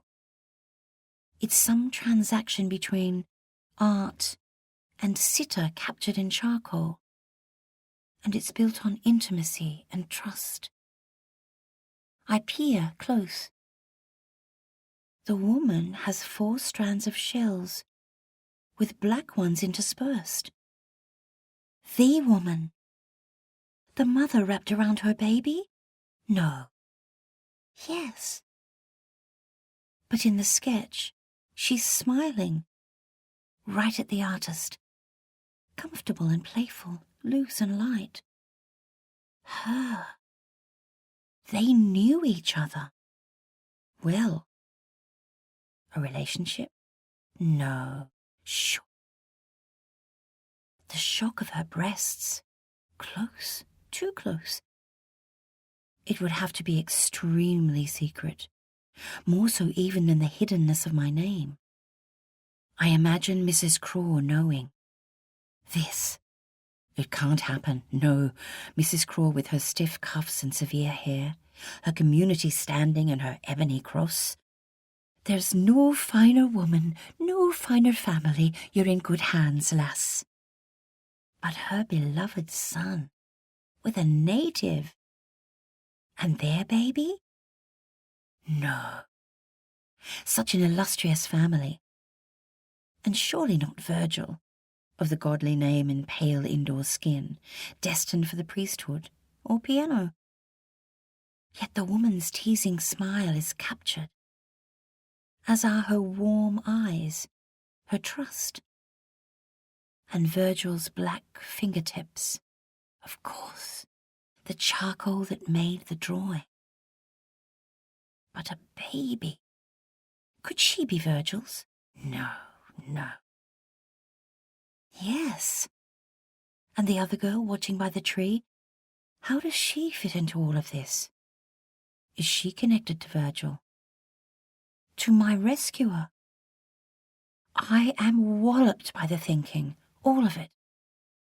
Virgil at the grave, inscrutable, the handkerchief at his mouth. There'd be people here who wouldn't want this getting out under any circumstances, who'd need it stopped.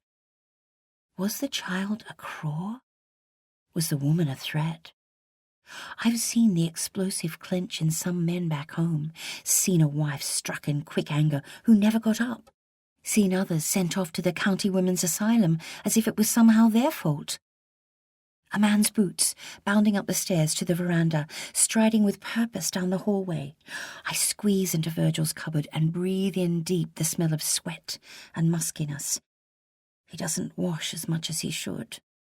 My fist clutches the cloth at my chest, willing my thudding heart slowed. The footsteps pass, go to the back of the house, then up to the front again. A door opens. Virgil inquires if his mammy needs anything. He's heading out again. He's forgotten something. The footsteps come back up the hall, and the door to his room is flung open. Please don't get a coat, I pray. God spare me. The footsteps don't come my way. I press my eye to the cupboard's keyhole. Virgil is trying to open a tiny drawer in the cluttered, shell-crammed desk. It's stuck. A key is jiggled, and finally the drawer is opened and something is taken out. Red. Small. What? He has his back to me. The key locks the drawer again. It's fiddly, and it's placed in his pocket alongside the unknown thing from the drawer. Then hurriedly Virgil slips out. I'm heading off, Mammy. He closes the bedroom door. I love you, Virgil, Mrs. Craw yells out, in what feels like a challenge. I slip away, too, as soon as silence takes over the house. I run through the French doors into a gulp of replenishing air, far away from the claustrophobia of Willowbrae. I run straight to the bush and hold my forehead to some cool bark and think and think. Did someone find out about Virgil and the woman? I picture Mrs. Craw's shame, her trauma and fear over all of it. Picture the volcanic disruption this would bring to the big house. It would destroy the Craw's reputation. Out here, Ambrose told me, even marrying an ex-convict is frowned upon. Or maybe someone else found out and spared Mrs. Craw the horror of knowing.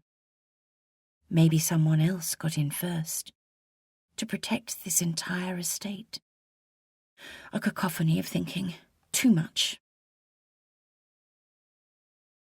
Questions, questions. A late lunch of damper and cold cuts. We eat mostly in silence. Mouse is not with us, yet no one comments on his absence. Flea flicks a smile at me, as if to convey to keep my spirits up, keep strong. Mr. Craw's frown is casting a heavy weight in the room. Something is swamping his mind. My curiosity can't contain itself. I swirl the spoon in the sugar bowl, wondering how to approach the bodies in the glade, and Virgil's connection, and what anybody knows about anything here. Sir, who exactly are those people in the glade? Mr. Craw looks up from his plate. Sorry, but where do you think they came from? It all feels so sad. He winces, as if my voice is too loud for this confined space. Too loud for this house. Tobin leans forward to explain to me that there are no answers to these questions. I look again at Mr. Craw, and sense that he's the type of man Pa warned me against, who doesn't like young ladies loud and unleashed. Hairs sprout strongly from the man's nostrils and ears, and it's like his stillness is masking some volcanic inner force, and he's very controlled and quiet. Yet everything feels suddenly precarious. Virgil, what do you think happened to them? My flourish accidentally knocks over my glass. Oh, sorry, I'm always doing this. Silly me. Mr. Craw's hand slaps the dining table and we all jump. This is rather challenging, he says forcefully. And where is the blasted child that began all this nonsense? He glances around. Yet no one can help him with Mouse's whereabouts. Bring me that boy. I need to cut the wretched hair on him once and for all. Trousers on girls, long hair on boys. The whole world is going to ruin here. What? Callum! Mrs. Craw cries. He's not a girl, madam. His wife glances at me, frowns. Cal, please, we have guests. The man shoots his arm out at Flea without looking at him. Scissors, now. I've been embarrassed enough in my own house this morning. The guest in trousers. What was all that about? I thought we'd had a sleepless night to stop it, madam. Lord knows what everyone thinks of this madhouse. Callum, it has to stop. All of it. The convict leaves the room silently through the door to the kitchen. Mrs. Craw gasps, as if personally wounded, then calls her youngest son as if summoning him to the table, yet also beseeching him to run far from this. I must have my house in order. Mr. Craw stands, screeching and scraping his chair as he moves. Looks at me. And oh, I can give you some stories, girl. Callum, you are being watched. Your food awaits. His wife's warning and admonishment work, and the man sits, furious, as if the caution about being watched is the only way to stop a volcanic snap. Silence like a shroud hangs over everyone as Flea enters again and sets the scissors on the sideboard. I catch a movement beyond the doorway in the hall. Mouse? Flea walks around the table, passing the doorway, and I think I see a gesture, a clean and secret flick of a finger. Go. If Mouse is there, he doesn't enter. Our father likes to be in control, Poss, Tobin explains. and with this incident in the bush, he's not, and it grieves him. I pocket my man's rescuing smile and blush at the stomach dip that occurs whenever he speaks. Yet he must not distract me now, for Mr. Craw had been on the verge of saying something, but then it was lost. My leg jiggles uncontrollably. I'm all rangy energy, wanting understanding. Control, Tobin? I ask. Control of what? Tobin, that would be our mammy who loves her containment, Virgil says quietly from a corner of the table, gnawing at a blackened finger with a mop of hair over his face. You've got the wrong end of the stick, as usual. You're not here enough to know anything. He's not looking at anyone. A closed book. And Tobin is too ridiculously open. He pokes out his tongue at his brother. Virgil looks up and blinks slowly, as if his sibling isn't worth it. Nothing to see here, little boy, he adds quietly. Mrs. Craw's fingers dig into her temples, as if trying to press something inside her head into abeyance, to stop it worming out. I ask if she's all right. She nods abruptly. So, Poss, how were you raised? Do tell. Tobin cuts the air with his sly knife. Come on, amuse us. We need some distraction. His withholding watchfulness feels like a weapon, and I suspect this entire conversation is about something else. That I'm some plaything to distract them from a flint that will set them all alight. I say that I recall something of a father, but nothing of a mother. And Virgil looks at his father and exclaims too loudly, "That explains it, then." And they laugh at some private joke. Tobin smiles and shakes his head, and his mother looks up, bewildered, and joins in with the laughing as if she doesn't quite know what it's about, as if all the worms in her head need containing and she's only focused on that. Yet my loneliness. All of a sudden, the great yowl of it, here among them all, at becoming the butt of their collective mock. Something has shifted, and they're turning in on themselves, shutting me out. And I'm so far away from anyone else, from rescue or help. I redden. Too hot? Virgil asks.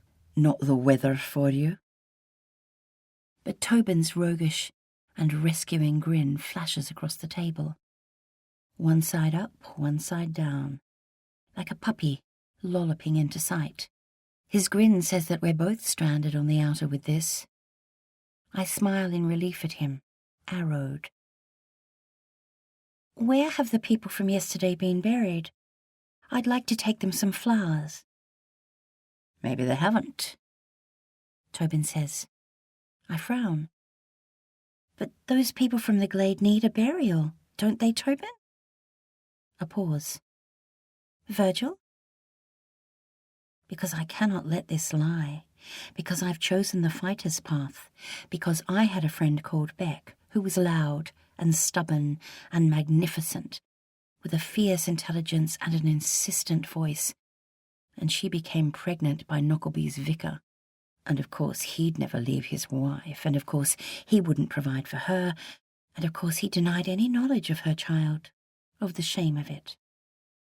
Beck's father said his daughter would be sent to the asylum as punishment for the mortification she'd brought upon their family, and her baby would be taken from her. We knew the asylum rumours, stories of freezing baths and vaginal enemas, bloodlettings, and water tipped over women's heads. So Beck ran away to save herself, to find a new life. And she ended up dead, lying with her newborn son under a shroud of frost.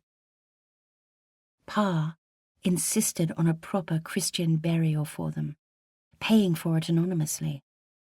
Because that's what good, feeling people do, Tommy Tom, and we must never be talked out of that. It gives you a quietness of the soul. As the great Juvenal said, if you want a tranquil life, then pray to be good. So I will not be veered now.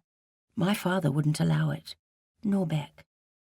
That woman and her baby, they need to be buried, laid to rest, blessed. Mr. Craw's sharp intake of breath. His wife looks at me and says, Yes, actually they do need a burial, don't they, Callum? Deep under the earth. Gone. Mrs. Craw asks where the mother and child are now, and says she could supervise, yet her voice is wobbling into someone else as she speaks. It's slipping from its constraints, and none of the menfolk are responding, as if too weary of the familiar tone of this.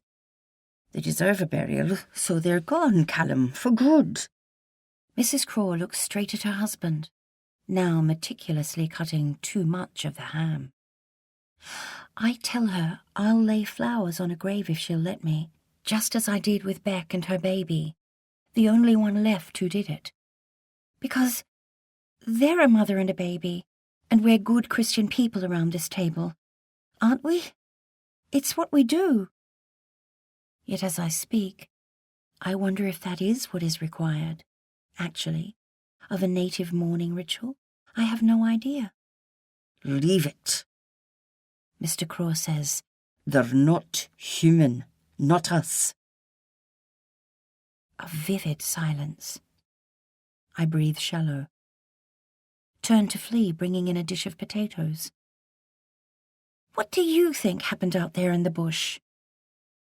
Flea stops and shakes his head, as if he doesn't know what I'm talking about. He silently sets the pot on the table and leaves. And Mr. Craw explains with very pointed enunciation that as a convict almost at the end of his sentence, Flea doesn't need his nerves frayed by a silly goose with silly ideas in her head. When a snake bite or lightning were the most likely cause of death. So stop it. Just stop. For all our sakes. Tobin looks at me. Into me. I feel like a spring coiled ready for release. He winks. His father catches it. Mr. Craw's cutlery drops onto his plate in crisp dismissal like a judge's gavel bringing proceedings to a halt. As if he's just seen a future he does not want. As if he cannot control anything anymore in his house. Where is that blasted boy? That hair. I swear, that hair. As if he has to take out his lack of control on something. And Mouse is it. What fathers do. A scene of strop and shout. Mr. Craw is dragging Mouse to the veranda by the ear, and the boy is protesting. "No, Papa, no!"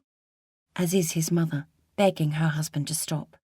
Her tightly bound hair is shockingly loose, as if her whole world is unravelling here. Callum, please. Yet he's ignoring her, and the sense of order that holds this house together is flexing, creaking, fracturing like the Finbar against rocks, and all hell is breaking loose. He's a boy, woman, a boy. How many times do I have to tell you? He needs to grow up. Boys with long hair, girls with trousers. I won't have it. He's a freak.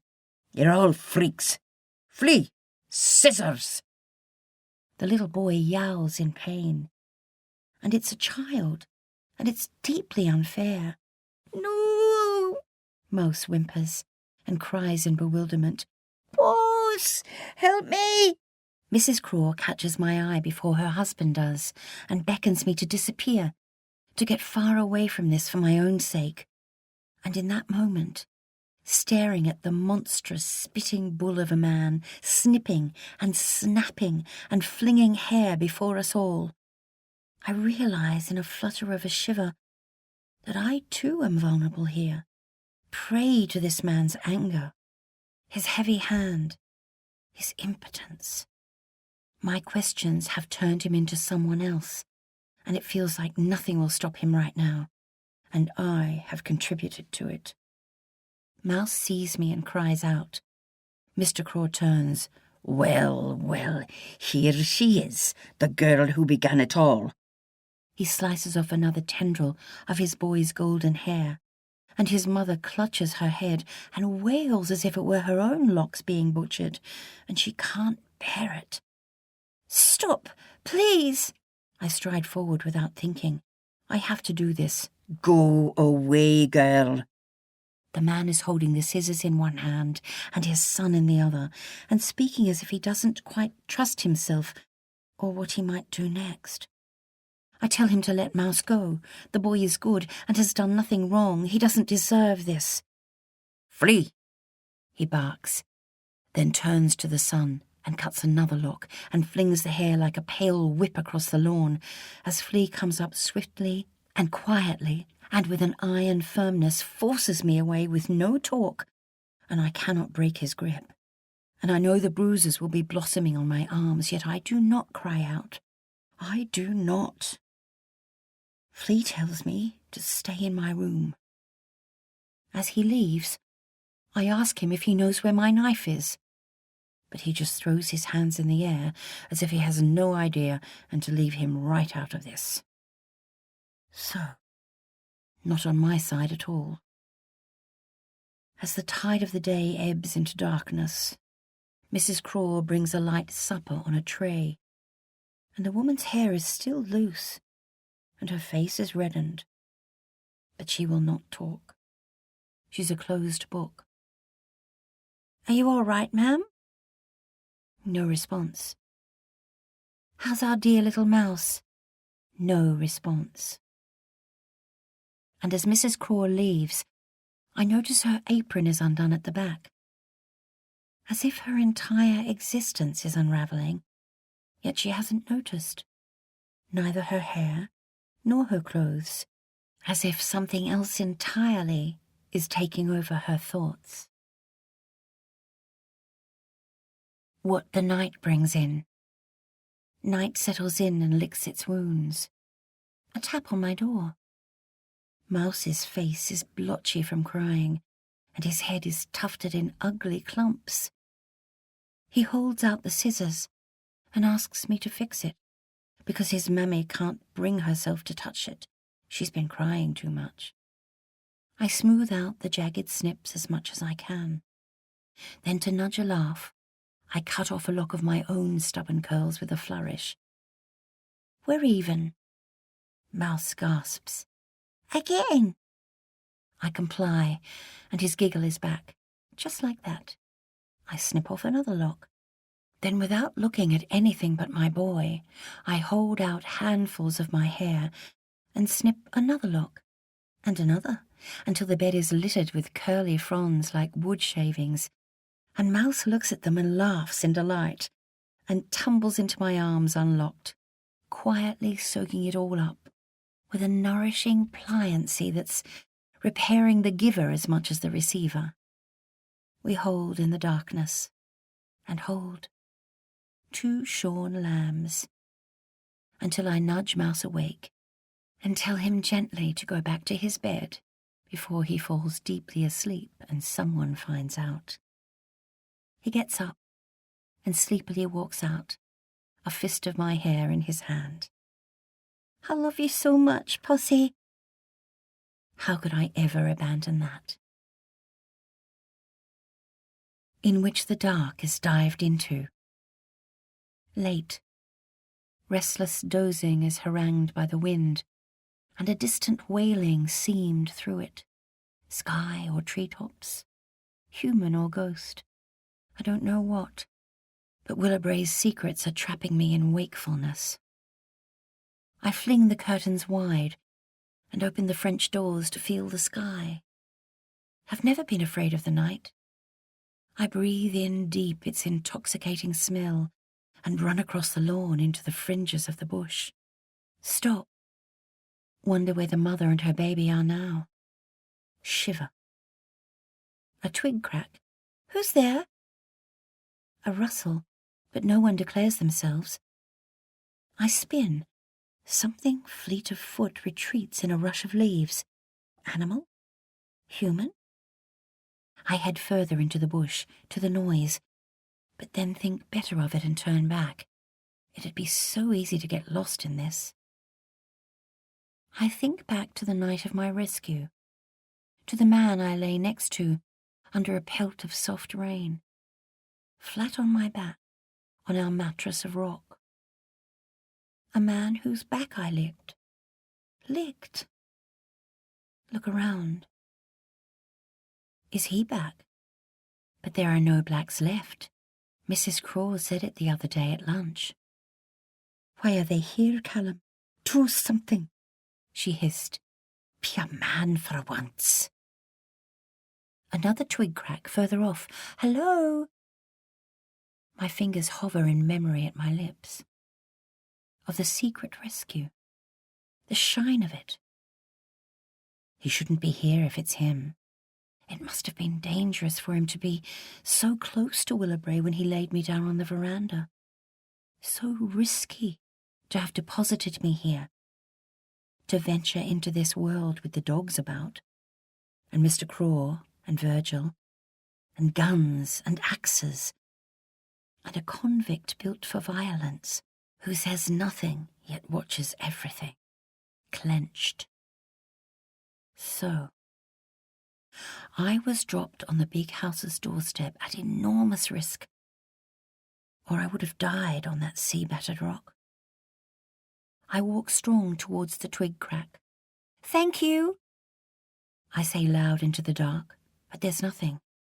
He's gone, if he was ever here in the first place.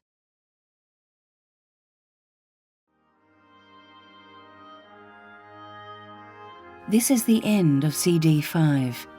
The book continues on CD 6.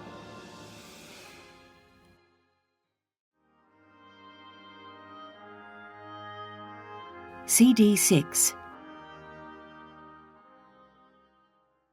Having it out. I walk around the side of the house, hoping to slip inside with no one seeing me, but Virgil is here, alone on the veranda, tucked into a corner with his boots propped on the extendable arms of a low-slung chair. His legs are forced wide into a V shape, and a pipe is cradled between blackened fingertips. He looks at me sideways, as if he's been cornered, and does not shift his legs as I walk past and wish him an awkward good evening and continue on. He says good evening in return, then acidly asks to my departing back. if I'm always in the habit of getting about in my nightclothes, and where did I learn such a thing? I stop. I pause. Turn to him. What's going on here, Virgil? I wait. Really? Because it feels like there are layers and layers of things going on here, and I want to peel away at Willabray's secrets like the bark on the ripping tree until a bare core of truth and honesty is exposed, and nothing else is left. Come on, Virgil. You can tell me. The man draws slowly on his pipe, then laughs softly with dirt in it, and tells me this isn't the house for me, especially with a haircut like that, and the sooner I leave the better. You need to be in town, Puss, resting up. You've had a big knock to your head. Out here is too wild, too remote. Those poor bodies, Virgil. Out there all alone in the bush, no one to love them. I think of the portrait of the woman in the glade, lovingly rendered in its charcoal, the careful strokes. I think of Beck's glitteringly lonely death. Virgil smacks the glowing embers from his pipe into the palm of his bare hand, and winces and says nothing, as if welcoming the hurt. The glow of the ash is cartwheeled into the black. I move away, but stumble on the uneven sandstone of the veranda. The man offers no help or comfort. He's closed in on himself as he packs some new tobacco into his pipe. What's your real name, Puss? I'm going to bed, Virgil. I'm tired. Good night. Maybe this isn't the best place for a young lass who might have a few secrets tucked away herself. It's jabbed at my back. And who's got a brand new haircut that Mammy really isn't going to like? Did you think about that? This entire day now feels like a fist in my mouth, stopping me up like a dead bird, a mouthful of flesh and feathers. I stride past Virgil without looking at him, and he smiles oddly, then stops abruptly as if life has suddenly caught up with him, and there's nothing left to do now but drag on his pipe, which he lights and keenly draws on, sucking the life out of it in despair, or something else. The only thing that drops me into slumber is the thought of my rescuer, his calm and strong walking, and the generosity in it, the mattress of rock, and the pelt of rain, and the wonder of all that. And I finally sleep.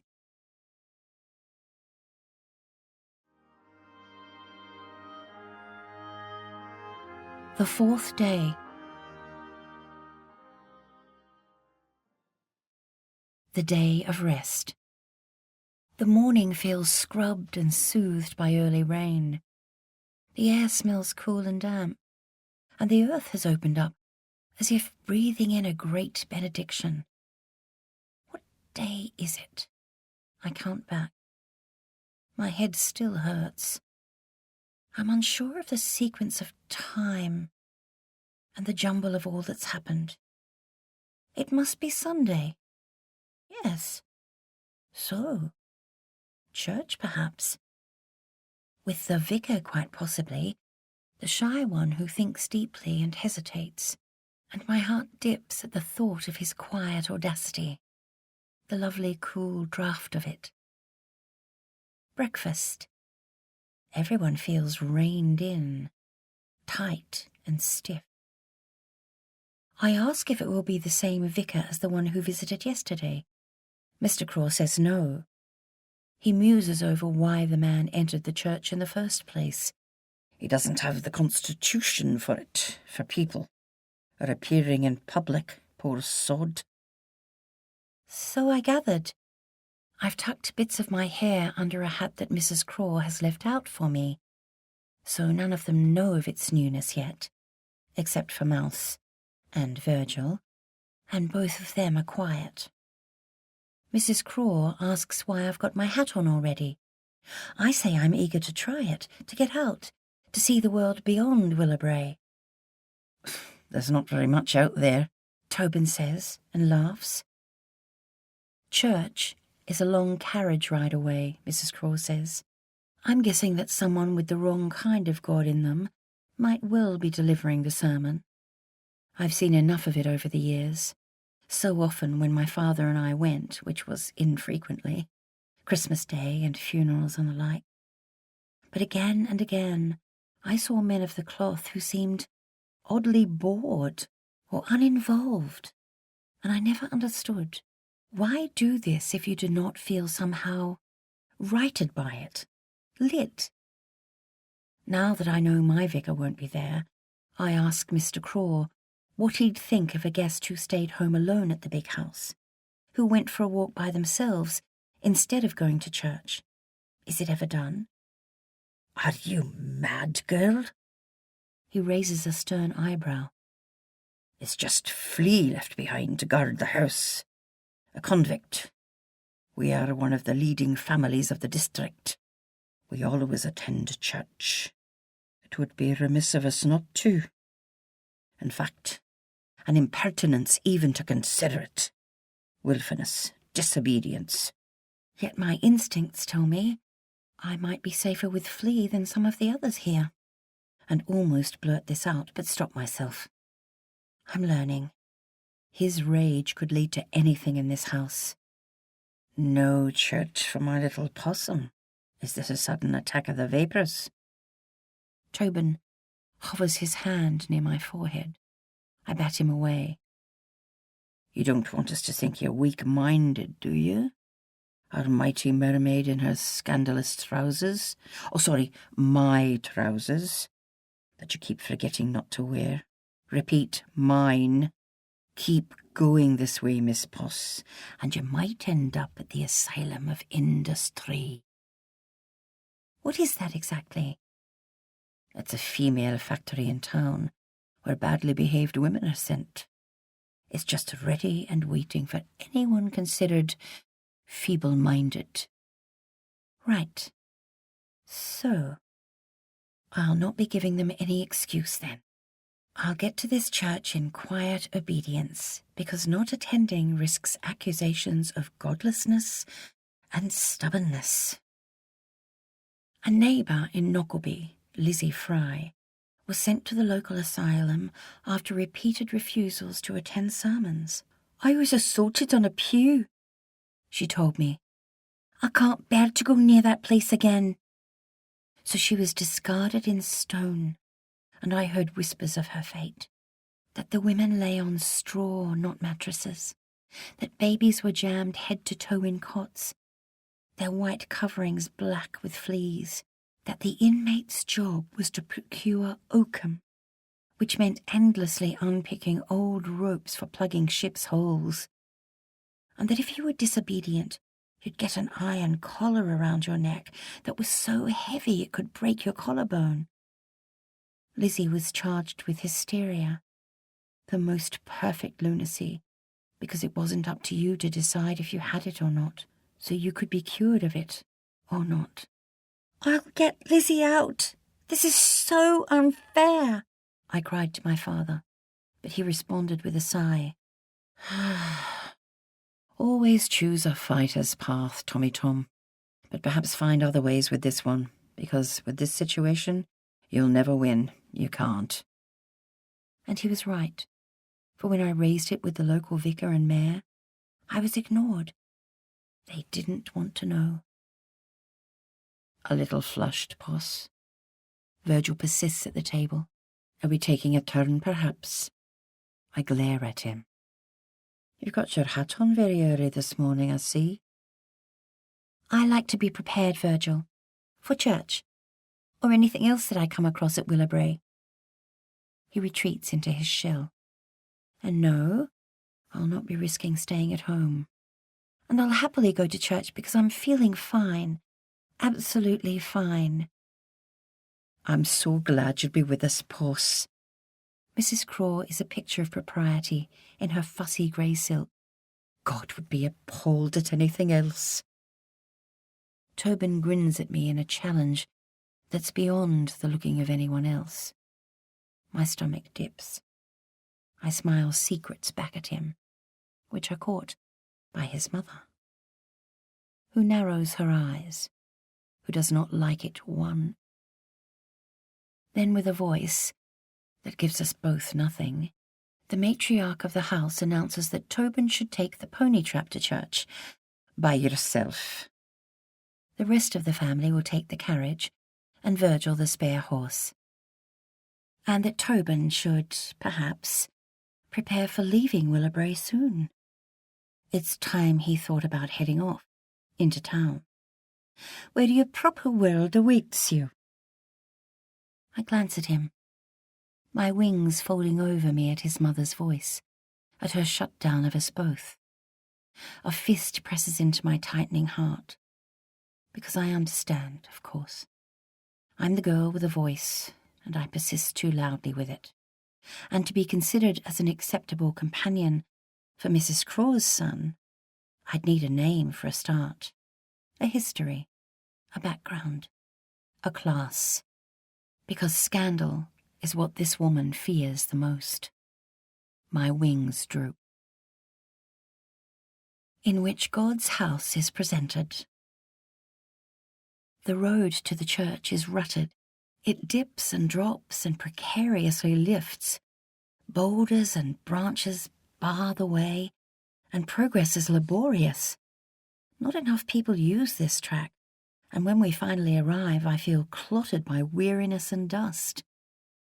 The church is plain, a simple rectangle, so it can be used for other purposes, Tobin tells me, as a community hall, a schoolhouse, a meeting place. I run my fingers along the building's red bricks. Some have strange indentations, and I ask what they are. Tobin explains that the bricks have the signatures of their convict makers dug into them. Knuckly finger marks, rough letters and arrows, diamonds and hearts. The building isn't skirted with graves like in England. There aren't enough people for that. And there's no stained glass. Plain glass panes are cheaper, and there doesn't seem to be a call for grandiose beauty in these parts. Everything is functional, simple. The pews are enclosed by wooden gates that keep the gentry removed from the great unwashed, who sit up the back in watched rows. The Craws have a high-walled pew like a pen at the front. The vicar seems to be thinking more of his waiting roast than the words of the Lord. He's a plum pudding of a man, with reddened nose and cheeks, who rushes through the homily with unseemly haste, as if too aware that this building is stifling, and he wants everyone out before someone faints, or he can't abide the smell of so many sweaty bodies close.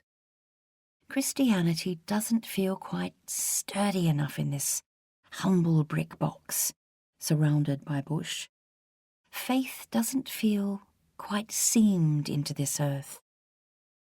It's a fearful little building, fortressing itself. Against what? Afterwards, the flock lingers outside on stubbly dirt. A genial phalanx of mainly men in Sunday best still manage to look dusty and creased. The insistent land has wormed its way into every corner of their lives, including the holiest. Yet right into me, curiosity whispers, glances. I try for composure, can't. A blush assaults, and I fidget in Mrs. Craw's scratchy dress. Something has hardened with all the family here. They won't quite envelop me. I feel a vast aloneness. I'm separate, observed. I look for Tobin's reassurance, but he's nowhere to be found. Oi, are you recovered? The question is flung across the dirt by a man in a hat pockmarked with sweaty holes. It sets them all off. The voices suddenly clamour. D'you have a name yet? We're impatient, lass. Can you remember anything? There were some convicts on the ship, you one of them. Is Callum looking after you? Not likely in these parts. Through the laughter, I sense a chance to stop this nonsense once and for all, to disrupt and challenge and turn the questions upon themselves.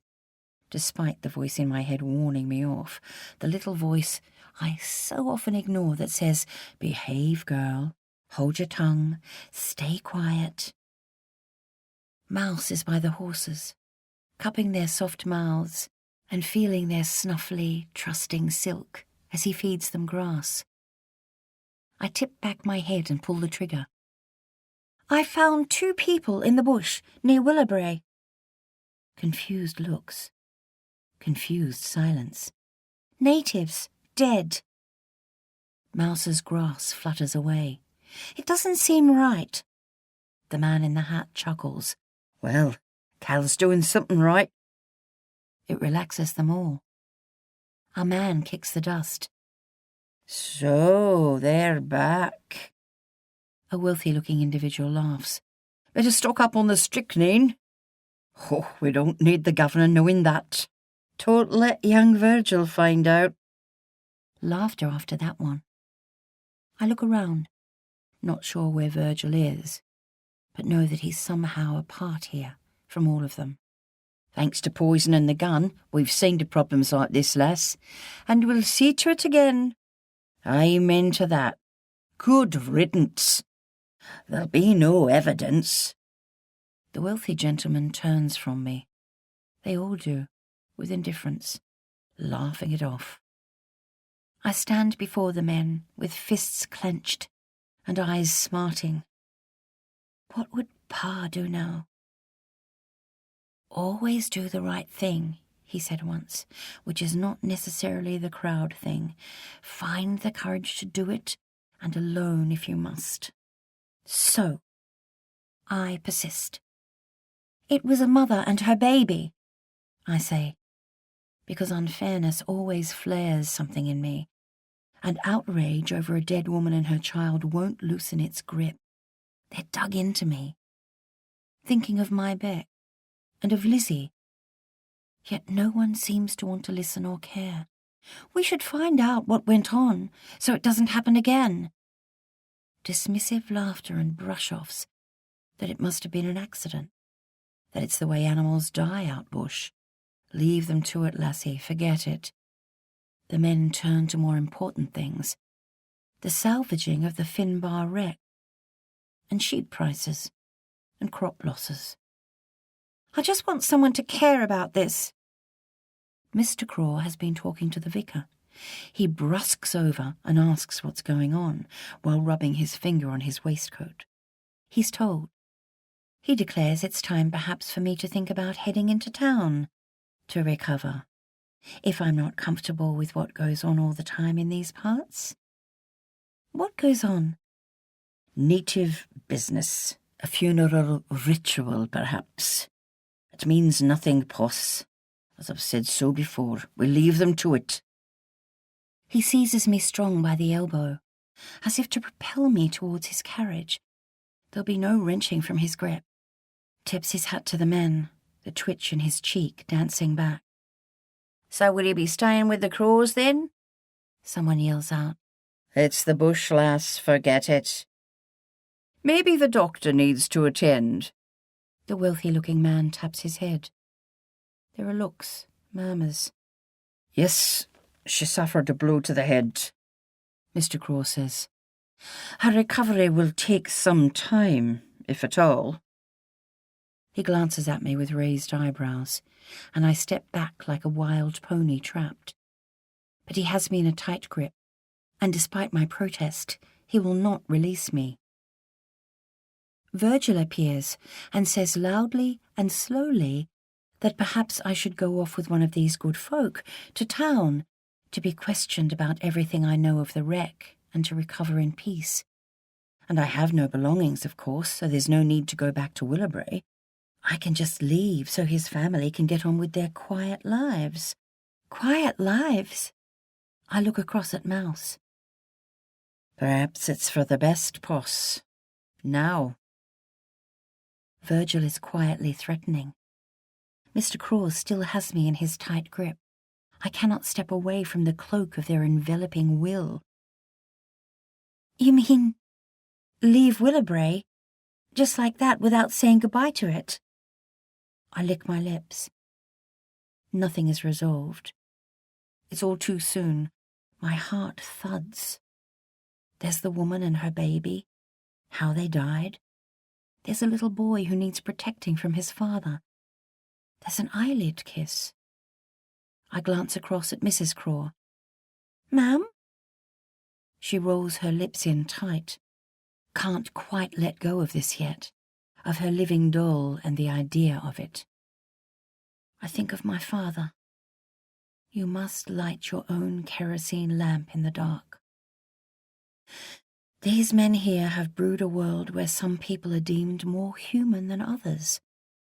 And it doesn't feel right or fair, and I'm not sure they are actually more civilized than others. I gaze at Mouse's bludgeoned hair.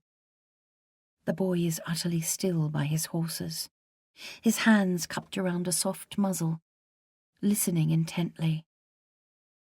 Please, can I stay, ma'am? I'm not quite better yet. Mrs. Craw is stopped. No help. I turn to my little ally. Mouse, I was asked to be your governess once, and gladly I'll do it. Because you need a friend at home, don't you? Silence. Do you still want me? Silence. Mousie? My voice wobbles. Mouse walks across and holds out his hand with no talk, and I extend my palm and clutch his little fist tight. Brother boy, I whisper fiercely, and he squeezes back, and I tickle his palm in relief, in our secret handshake, our pact of friendship. I'm not abandoning him yet. Sister girl. We're in this together, and I just want to hold Mouse in my arms in that moment, and hold him. And I do. Mrs. Craw raises her hands in surrender at the sight. So be it, Callum. Her husband nods, clenched. Doesn't like it one bit, but will go along with it. In public. I go to climb into the carriage, but Tobin rushes past in his lighter trap and brings his horses to a crisp halt. Come on, Poss, jump in. Father, I'm relieving you of this one for now. And before Mr. or Mrs. Craw can protest, he's grabbed my hand and is pulling me to him and telling his parents he'll see them back at the house and to not worry. He's giving them a gift, taking me off their hands for the return journey. Mr. Craw takes the driver's seat of the slower carriage, rubbing his hand furiously on the edge of his coat. His wife shakes her head in annoyance. Virgil hauls himself heavily onto the spare horse. I look back to Mouse, stricken and stopped, as he stands there with a realization on his face. Of a future, alongside us both, where he's shut out. She's mine! The little boy accuses his brother. I say to them that I'm everybody's friend. There's no side to this. You're mine more than his, Puss. Mouse challenges. I named you. I got you out of that greedy bed. We've got our handshake, remember? A helpless grimace, but I'm swept along by Tobin's determination. All surrender suddenly, and cusped on the brink of his adult world. Mr. Craw cracks his whip, and his horses start in fright. Mouse twists around to stare at us, until a bend in the road means we lose sight of the carriage. I need to keep a better eye on you. Tobin smiles, examining me with amusement. The things that happen when I go off for one single minute. Tobin! I feel like he's rolling me in his paws, and I'm limp with it. The chance. Tobin shows off his skills with the horses, thundering them home, accompanied by my laughing as I hang on for dear life. My hat flies off. Your hair! Stop addling me, Poss. Mammy will not be amused. Did you think of that? I love it like this. I hold up my hands and butt the breeze. That's the spirit. We arrive back at Willowbrae long before the others. Tobin indicates to flee to take care of the horses as he steers me towards the house with a firm hand at my waist. I'm like a horse in mid-shiver, shaking off a fly. I tell myself to be wary, to keep my wits about me, but can't quite right now. Tobin has a radiant certainty to him. Where are you taking me? Wait and see, Miss Impatient. Can I trust you? Absolutely not. I can't help but laugh at this boy-man's beautifully loose grin and his confidence. No one, most likely, has ever held him in check. He grabs my hand and leads me on, and we clatter into Willowbrae's hall, and Tobin kicks the front door shut. Girls aren't meant to wear boys' clothes or have haircuts like this. It's very distracting. He extends his arms on either side of me as I lean against the wall to catch my breath. I say nothing, shunt away. Laughing, he shunts also. I duck under his arm to escape. He tries to catch me. Can't. I'm too quick.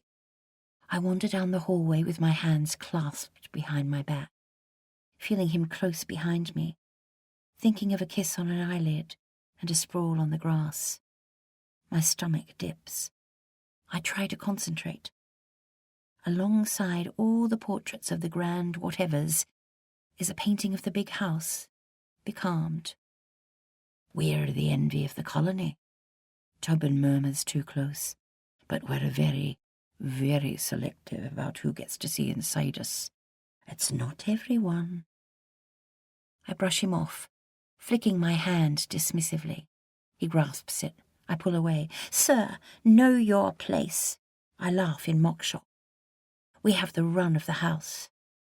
I poke my head into various rooms, rangy with fidget, with desire and teasing and a wanting to know more.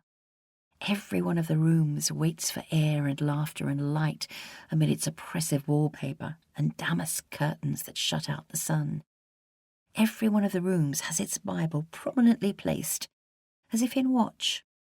You're an inscrutable little Brumby, aren't you? Tobin muses behind me. A sheening of sweat. Tobin slips silkily in front of a door I'm about to open. Not that one.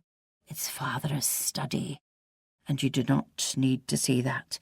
Maybe I do. No, most definitely not. Just a peek, Tobin, come on. Because this room might tell me things I need to know. Or are you scared of him too? Stop it, Poss, and remember, I'm always your ally here. I'm on your side. Why are you saying that? I don't know. Tobin's eyes are green, flecked with gold. I'm right up close. Can't control my breathing. If you're an ally, then, tell me this. Did someone bury the poor mother and baby? What? I told you, just leave it. I grab the doorknob. Why do you care so much? Tobin holds my arm tight. I yank it away, suspecting I'm now wearing his thumb marks, green and yellow blooms. I care, Tobin, because I've been taught to, and I have a heart. He nods and grins, apologizing if he's hurt my arm. I forgive him and breathe him in like a first drag from my father's pipe. And my insides peel away. All appetite. He could be my downfall, and I knew it from the first moment of meeting him. But no, I mustn't be distracted here. My hand tightens on the doorknob, and I turn it, and Tobin's fist closes over mine in a willful stopping. And for a moment I yield, and I feel loose and light and dangerous. But no, too much to find out here. I turn the knob sharply. What does mouse mean by supply? What? He slipped it out once. It was to do with your father. Come on, you said you're on my side. Are you man, Tobin, or mouse? He viciously swipes my hand away, but I grab the knob again and push at his chest. Right, little miss. Let me give you a supply. Maybe then you'll understand how things work around here. So I can have my other puss back, the nice one.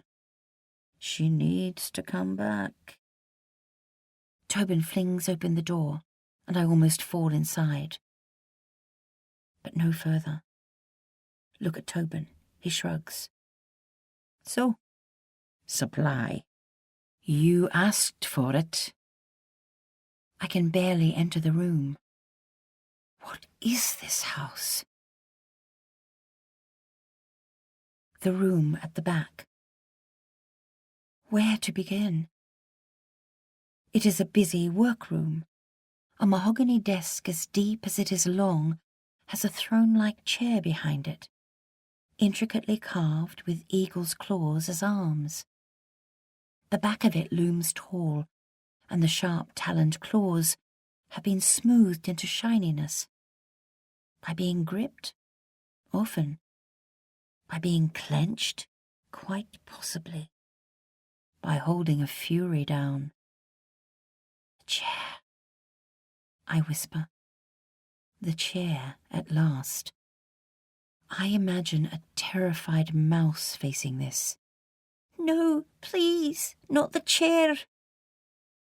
I imagine the imposing figure of the seated father deep in frown. This room is the court of punishment. Of course. And Mouse is familiar with it, and terrified of it. Mr. Craw presides from this room, correcting any deviation from the path that will lead every member of his family to salvation and glory. A Bible rests on a thick golden stand of the kind you'd find in a church. The walls are wood-panelled and crammed with framed land grants and bucolic Scottish scenes of glens and lochs. This is the hub of the estate, except for the main feature. And here I step back and back. For stacked in corners and neat on shelves and in perfect lines along windowsills and paraded along the very front of the desk is the main and overwhelming shock of this room. Bones. I clutch the cloth at my chest. This is a storage room of some sort. There are spears, tipped with bone, 3 or 4-pronged, axes and wooden dishes, arrowheads and string bags. But bones. Mainly bones. Too many bones. Bones. That were people once, not animals, and I know this because there are skulls among them, and in fact part of one is being used as a depository for pen nibs on Mr. Craw's desk.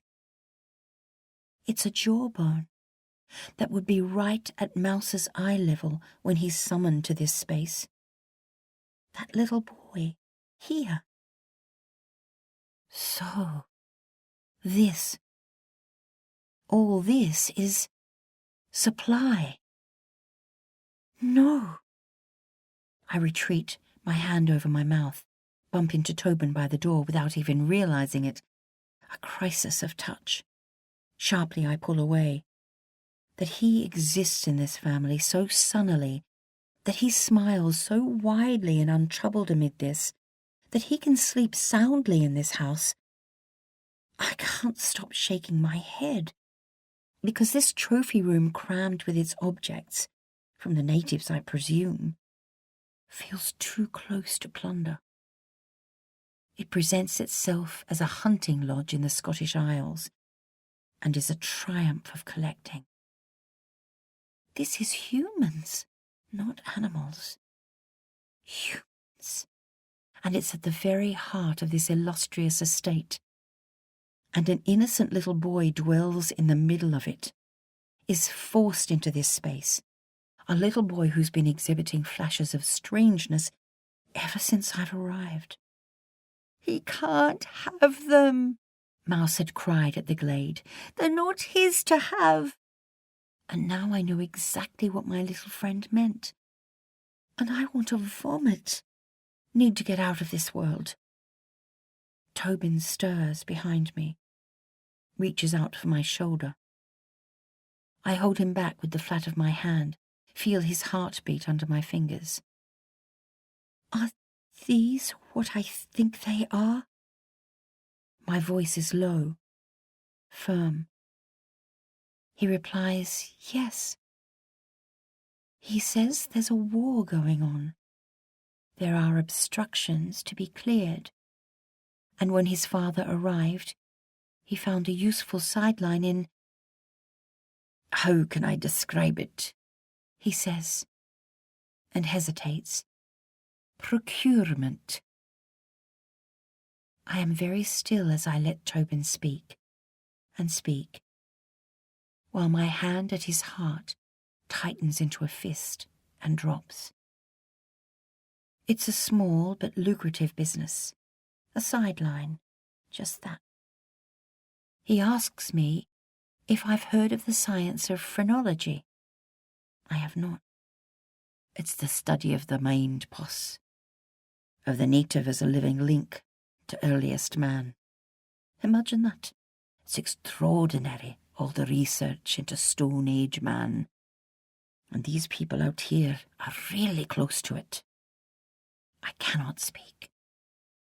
Tobin moves to the desk and holds up the bones of a tiny finger curled like an ivory fishing hook. I gasp, thinking of a dear little back tucked into her mother's protective embrace. What did that woman know about the horrors that lay ahead for them? What was she shielding her child from? Poss, you're right. Tobin reaches out the finger skeleton and brushes my sleeve. I stiffen. It's just what's done over here, he says and shrugs. Universities and museums in Britain and Germany pay good money for this. It's the origin of man, Poss, and it's right in front of us. There's an extraordinary scientific opportunity right on our doorstep. And my father's not the only one doing it. It's helping the world of science to understand. Understand what? I rasp. Them. Us. Tobin picks up a string bag threaded through with fluffs of feathers that's lying like a pelt over a chair. He explains that it's called a dilly bag, and it's filled with ochre and the skin of dead relatives. And it's extraordinary what these people do and how they live, their rituals, their beliefs, if we choose to look, if we're curious. Dead relatives? Where does your father... where does he... Get it all? I nod, curt. Everywhere, if you know where to look. Tobin enthuses that these people are the missing link to the prehistoric, to animals and native fauna, and it's important research. Some of the bones have writing on them, labels, G10, G11, F31, like there's a meticulous scientific basis to it. I shut my eyes. But it's people. People. It's a child like the baby girl with the necklace in the bush. And Mouse knows all of this about his father and his house. Don't let him have them. I think of his wide-eyed stillness, like he knows too much and can't fathom it, like he's in perpetual shock at what is done in his home. Tobin babbles on that the blacks are all going to die out anyway, and this is a service, what his father's doing here. It's preservation for science and history and posterity. They're doing good, the Crows, helping with scientific endeavour. So those two in the bush, Poss, they're nothing in the grand scheme of things. He flicks his palm in an offhand manner. Do you not think, if you destroy a soul, that you might be ghosted by it forever, I murmur softly, slowly, and that you'll never be able to break free of what you did, that you'll be haunted by your actions for the rest of your life. Tobin raises an eyebrow in refute. They're not people. His hand brushes mine. I flip it off, repulsed. Look, I don't like it either, he whispers, drawing me in tight. I pull back. No, Tobin, absolutely not. Now. This is what my father does, boss, but we don't have to think about it if we don't want to. It doesn't concern us, and if you need it put out of your mind, well, maybe I can help. Because here we are, just us, alone, finally. I stay my course, reeling, stay my course. When I just want to run away from this cursed house, run into the bush and far beyond it. As if sensing he's losing me in this moment, Tobin kisses me, suddenly, shocking my mouth into life with an invasive tongue. He's all inquiry and urgency and propulsion into a future I do not want.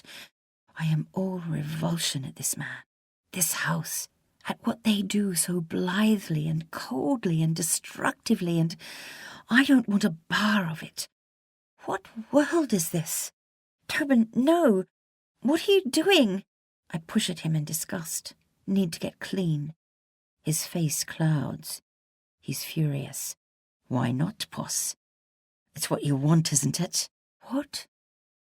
What? Does Tobin really think I've come to this room of death and tears and trauma and bones, with all its implied violence, just to be alone? With him? To do what?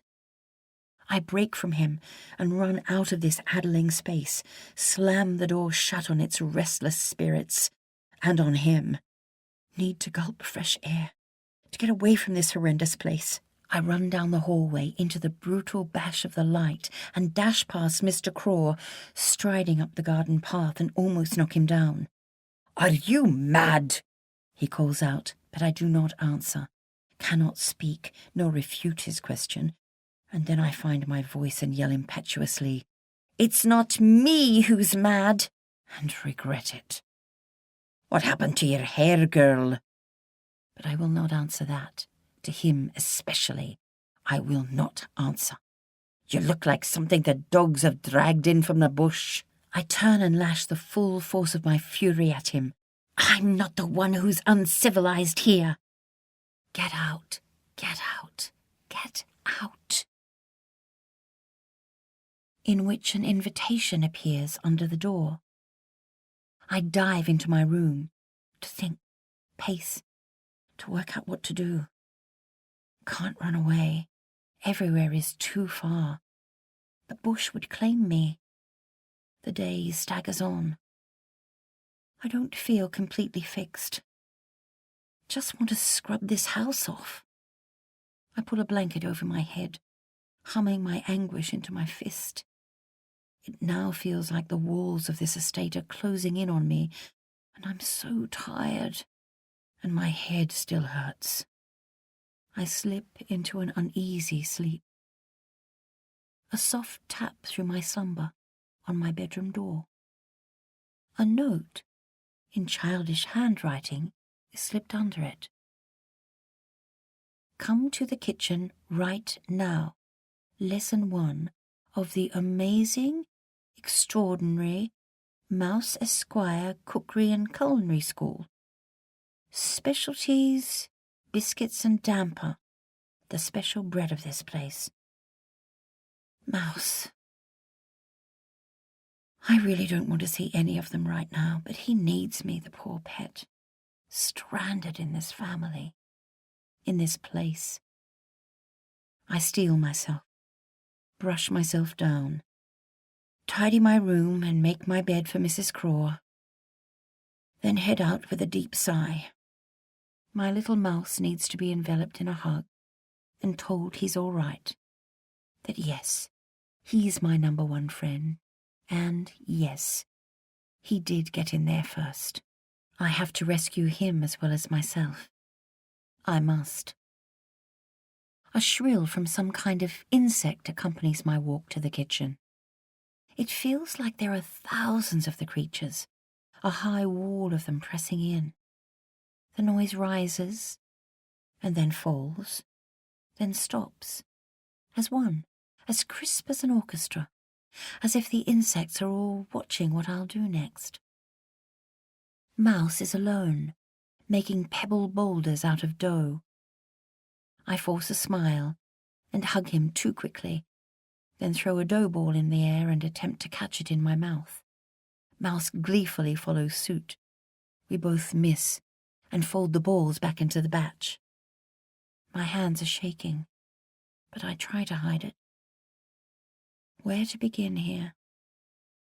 Mouse is his old chatty self, doing what he loves best, explaining his flour and water bread that he makes a lot, and you can actually eat it, and it tastes all right, while I'm reeling with knowing too much. I can't shut my mind off. My boy slips a mound onto the fire to bloom. He's practiced, handles the heat easily. He must have spent a lot of time watching someone else, and has made this room more his world than an adult's. For him, food is love. He tells me he loves experimenting with his baking, gathering people close to be noticed, and he's worked out that food is the best way to do it.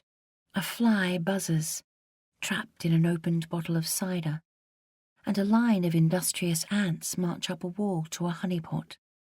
Mouse explains that the blue and white striped jar is one of the few possessions of his grandmother that survived the long journey from Scotland.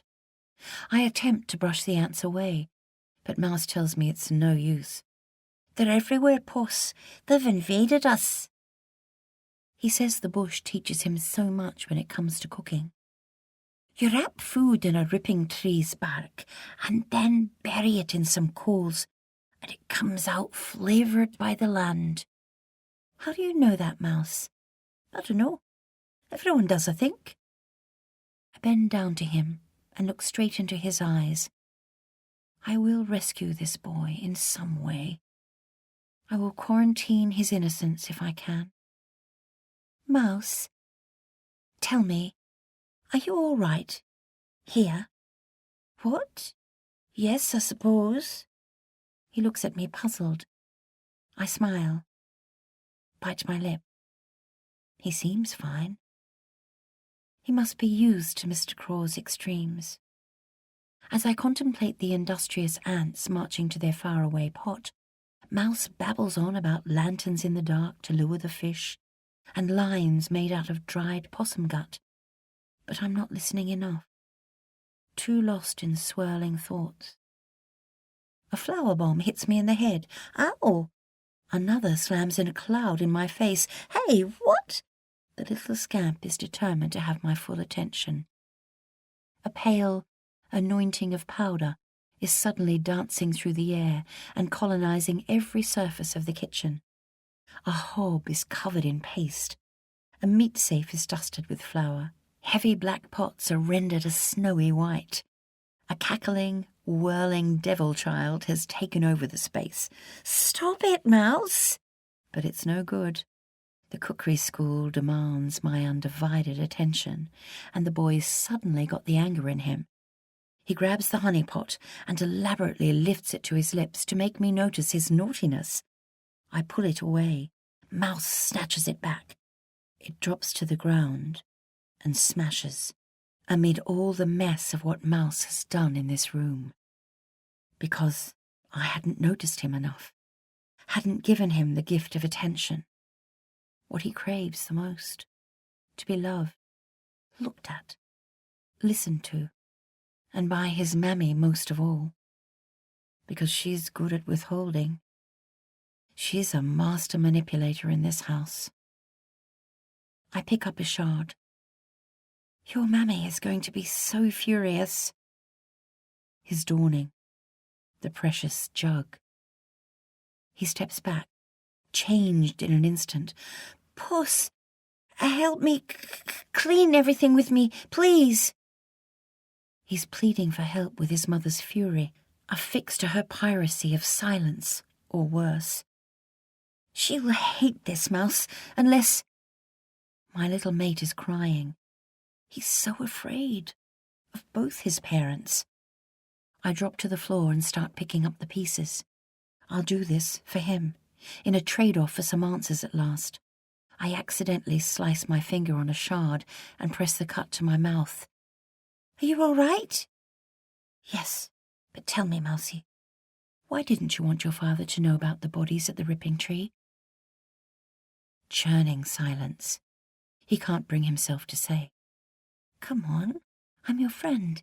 If you tell me, I'll say to your mammy that the pot was all my fault. He looks up at me. Do you know something, Mouse, that maybe, you shouldn't? If you promise you won't leave me, I'll tell you a secret.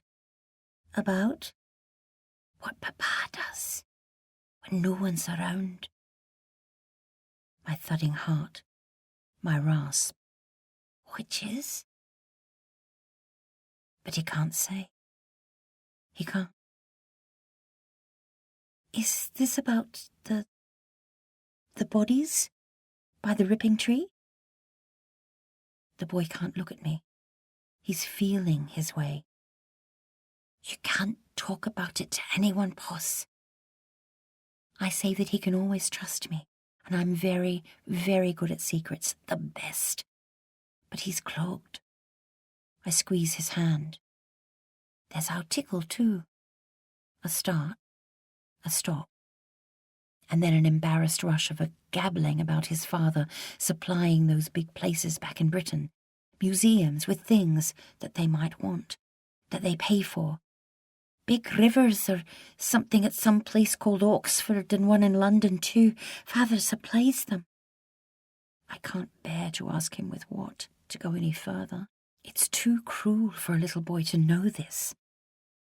I tuck Mouse's hair behind his ears and whisper that I'll always be his friend, that I'm here to help him.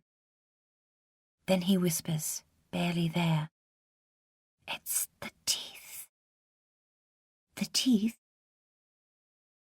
I collect more of the pottery shards, my blood a dull thud in my ears. What do you mean, darling?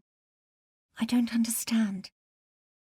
Mouse drops beside me and tries to help as I sweep up bits of shardy ceramic with the heel of a hand, nick my skin, don't care. Mouse blurts out that the little girl had special teeth, magic teeth, and he's talking, babbling, like there's too much in his head. What? Mouse, who had special teeth? The little boy is clogged, his mind racing into punishment. That girl, Puss, the little baby at the Ripping Tree, who looked, asleep. You knew her? Silence. Mouse hands a shard to me. I used to play with her sister sometimes. Not really, well, sort of. But she wasn't meant to be there. None of them were. They came too close. Mouse's hands twist his hair, his mind a cram of wrong, his words barely able to come out. I smell smoke. The damper is burning, and I rush to grab the loaf. Mouse is right behind me as I open the oven door, and he yanks the bread out, but exclaims sharply at the hotness of the loaf and drops it. I grab his singed fingers and put them in the cavern of my mouth and keep them there, and keep them there, holding, soothing, quieting, my heart racing with everything that's gone on. I tap a finger on his nose. It's all right, Captain Mouse. Whatever you say, just tell me what you know. The little boy smiles back in wonder, for I've returned his fingers intact, with the gift of loyalty and forgiveness. This is our secret, Mousie. No one else will know. Treading on eggshells here. The little boy suddenly holds me tight, as if he's cramming all his bewilderment into me, at adults and what they do, and all the secrets he has to hold in his head. So who was that girl in the bushes, my captain? The one staring? Mock casual and ever so tender, but with a shiver as I think back to that first moment of seeing the bodies. What was Mouse's reaction exactly? All I can remember is a stick dully bashing ferns, and a question to the girl, "What are you doing here?" But I didn't realize at the time they might actually know each other. And then she vanished. She was my friend, Puss, before you. She wasn't imaginary, but Mammy wouldn't believe that. She thinks a lot of things are in my head. She's always saying it. The toddler was Poyer. Her big sister is Tinkin. Their Mammy is Wurai. Wurai. I think of the tenderness in a hidden sketch. What a beautiful name. And Mammy thought I was so desperate for friends that I just magicked them from nowhere. But I didn't. And it's why she wants you here, Puss, because you're a real live friend for me, a proper one at last, a distraction from all the silly things in my head. She thinks you'll grow me up, but I don't want to be grown up. I don't. Not like them. It's too awful. What grown-ups do, Puss. I hold his scrunched-up face in the cup of my palms and kiss his tears away. I know, as my mind flits, trying to piece the mess of Mouse's world together. I gently stroke my agitated boy. But what do you mean exactly by the teeth? Trying to gently, so gently, lure more talk. Darling, what is it with the teeth? I can sense a withdrawing, tightening its clench as Mouse realizes, perhaps, he said too much. He's stepping back, slipping from me. I reach forward, hold the boy's dear, burdened little body sister tight, marinating him in love, cracking him with kindness. It's all right. I love you, and I'll always protect you. I'll get us out of here if I have to. Shh. The boy softens, surrenders, as his body yields into my enveloping blanket. She's got magic teeth, Puss. One row, and then the other, right behind it, like a shark's. I saw it when she ate my biscuits and laughed. And it was so odd and strange and I squeeze Mouse's shoulders. He's climbing up. I'm losing him. What? I'm on your side, darling. The teeth were what? He says something in the softest whisper. I lean forward to catch it. Valuable? He repeats. I let go. For all those places that Pa sends things to. Valuable for a collector, of course. Did you tell your father about them, Mouse? The dread, suddenly, as a likely scenario unfolds before me. But it's all too much for Mouse, too overwhelming. And he turns with hands waving across his head as if batting away an imaginary fly, and runs weeping from the kitchen, weeping from all the complications of his Willowbrae life. I've lost him. But it's enough for now, and I let my little friend go.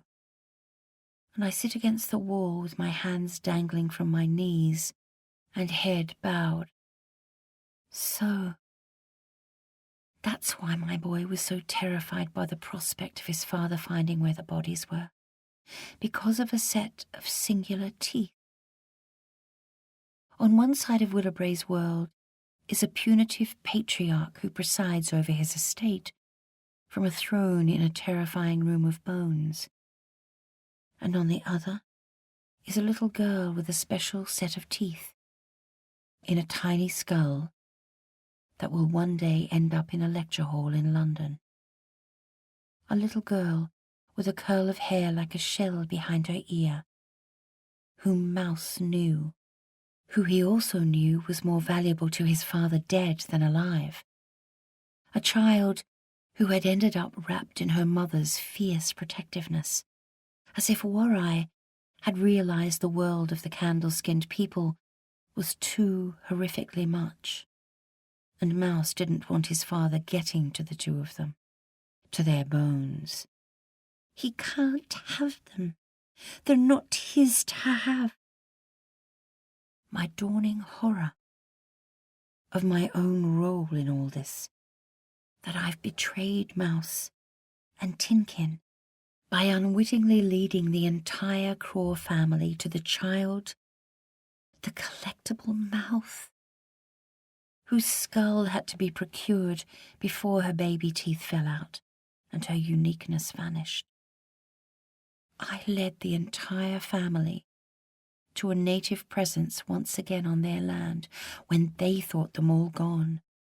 I led the entire family to a possible funeral ritual I knew nothing about, and insisted on a burial and Christian blessing when I had no idea if it was wanted.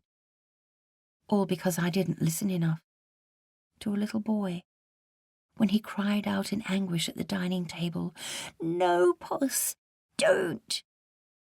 But of course, I had to speak out.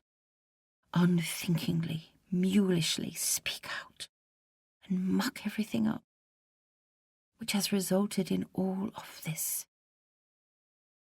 I curl into the ground and squeeze my fists into my eyes. Not listening enough and stubbornness and hot-headedness were imperfections Ambrose was always accusing me of. And now.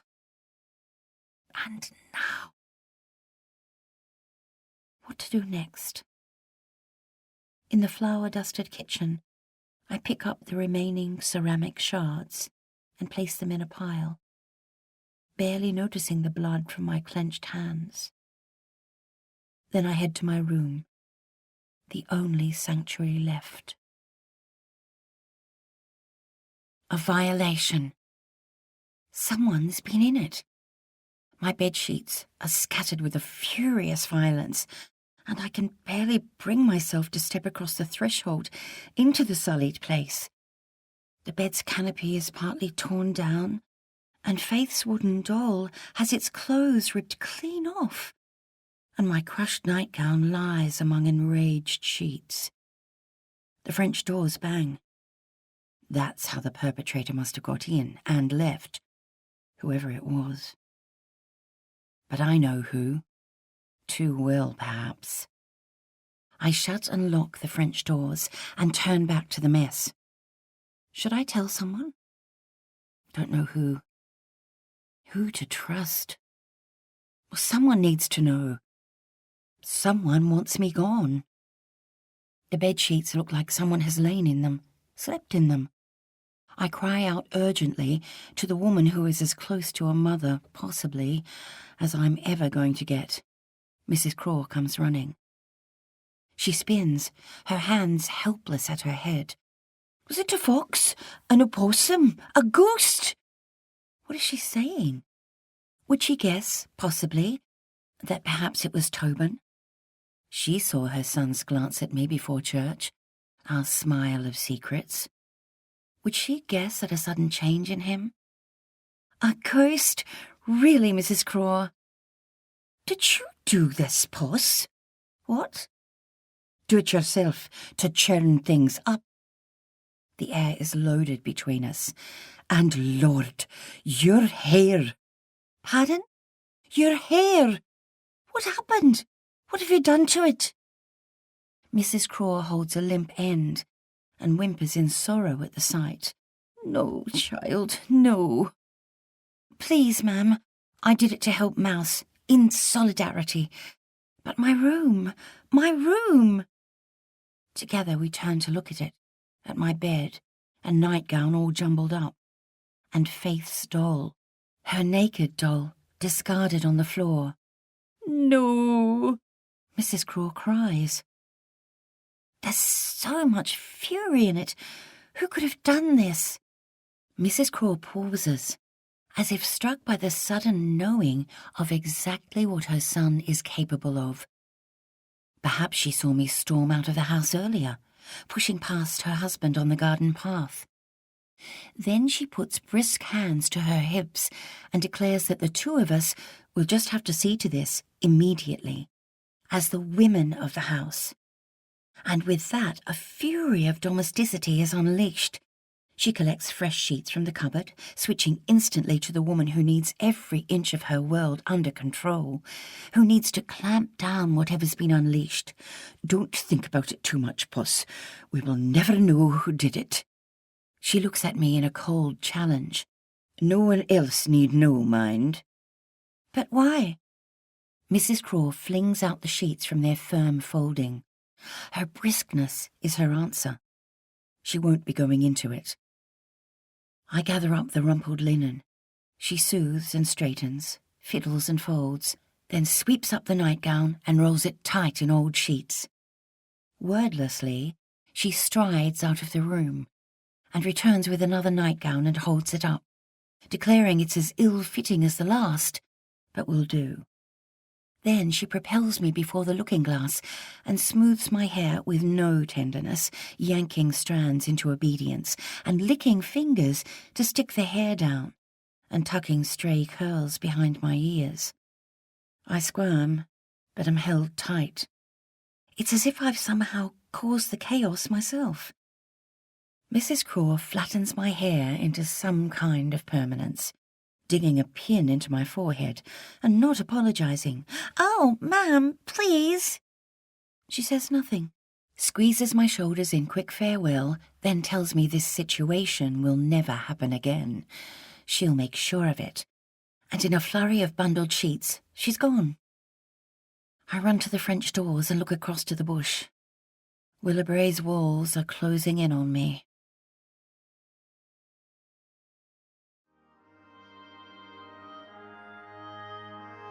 This is the end of CD 6. The book continues on CD 7.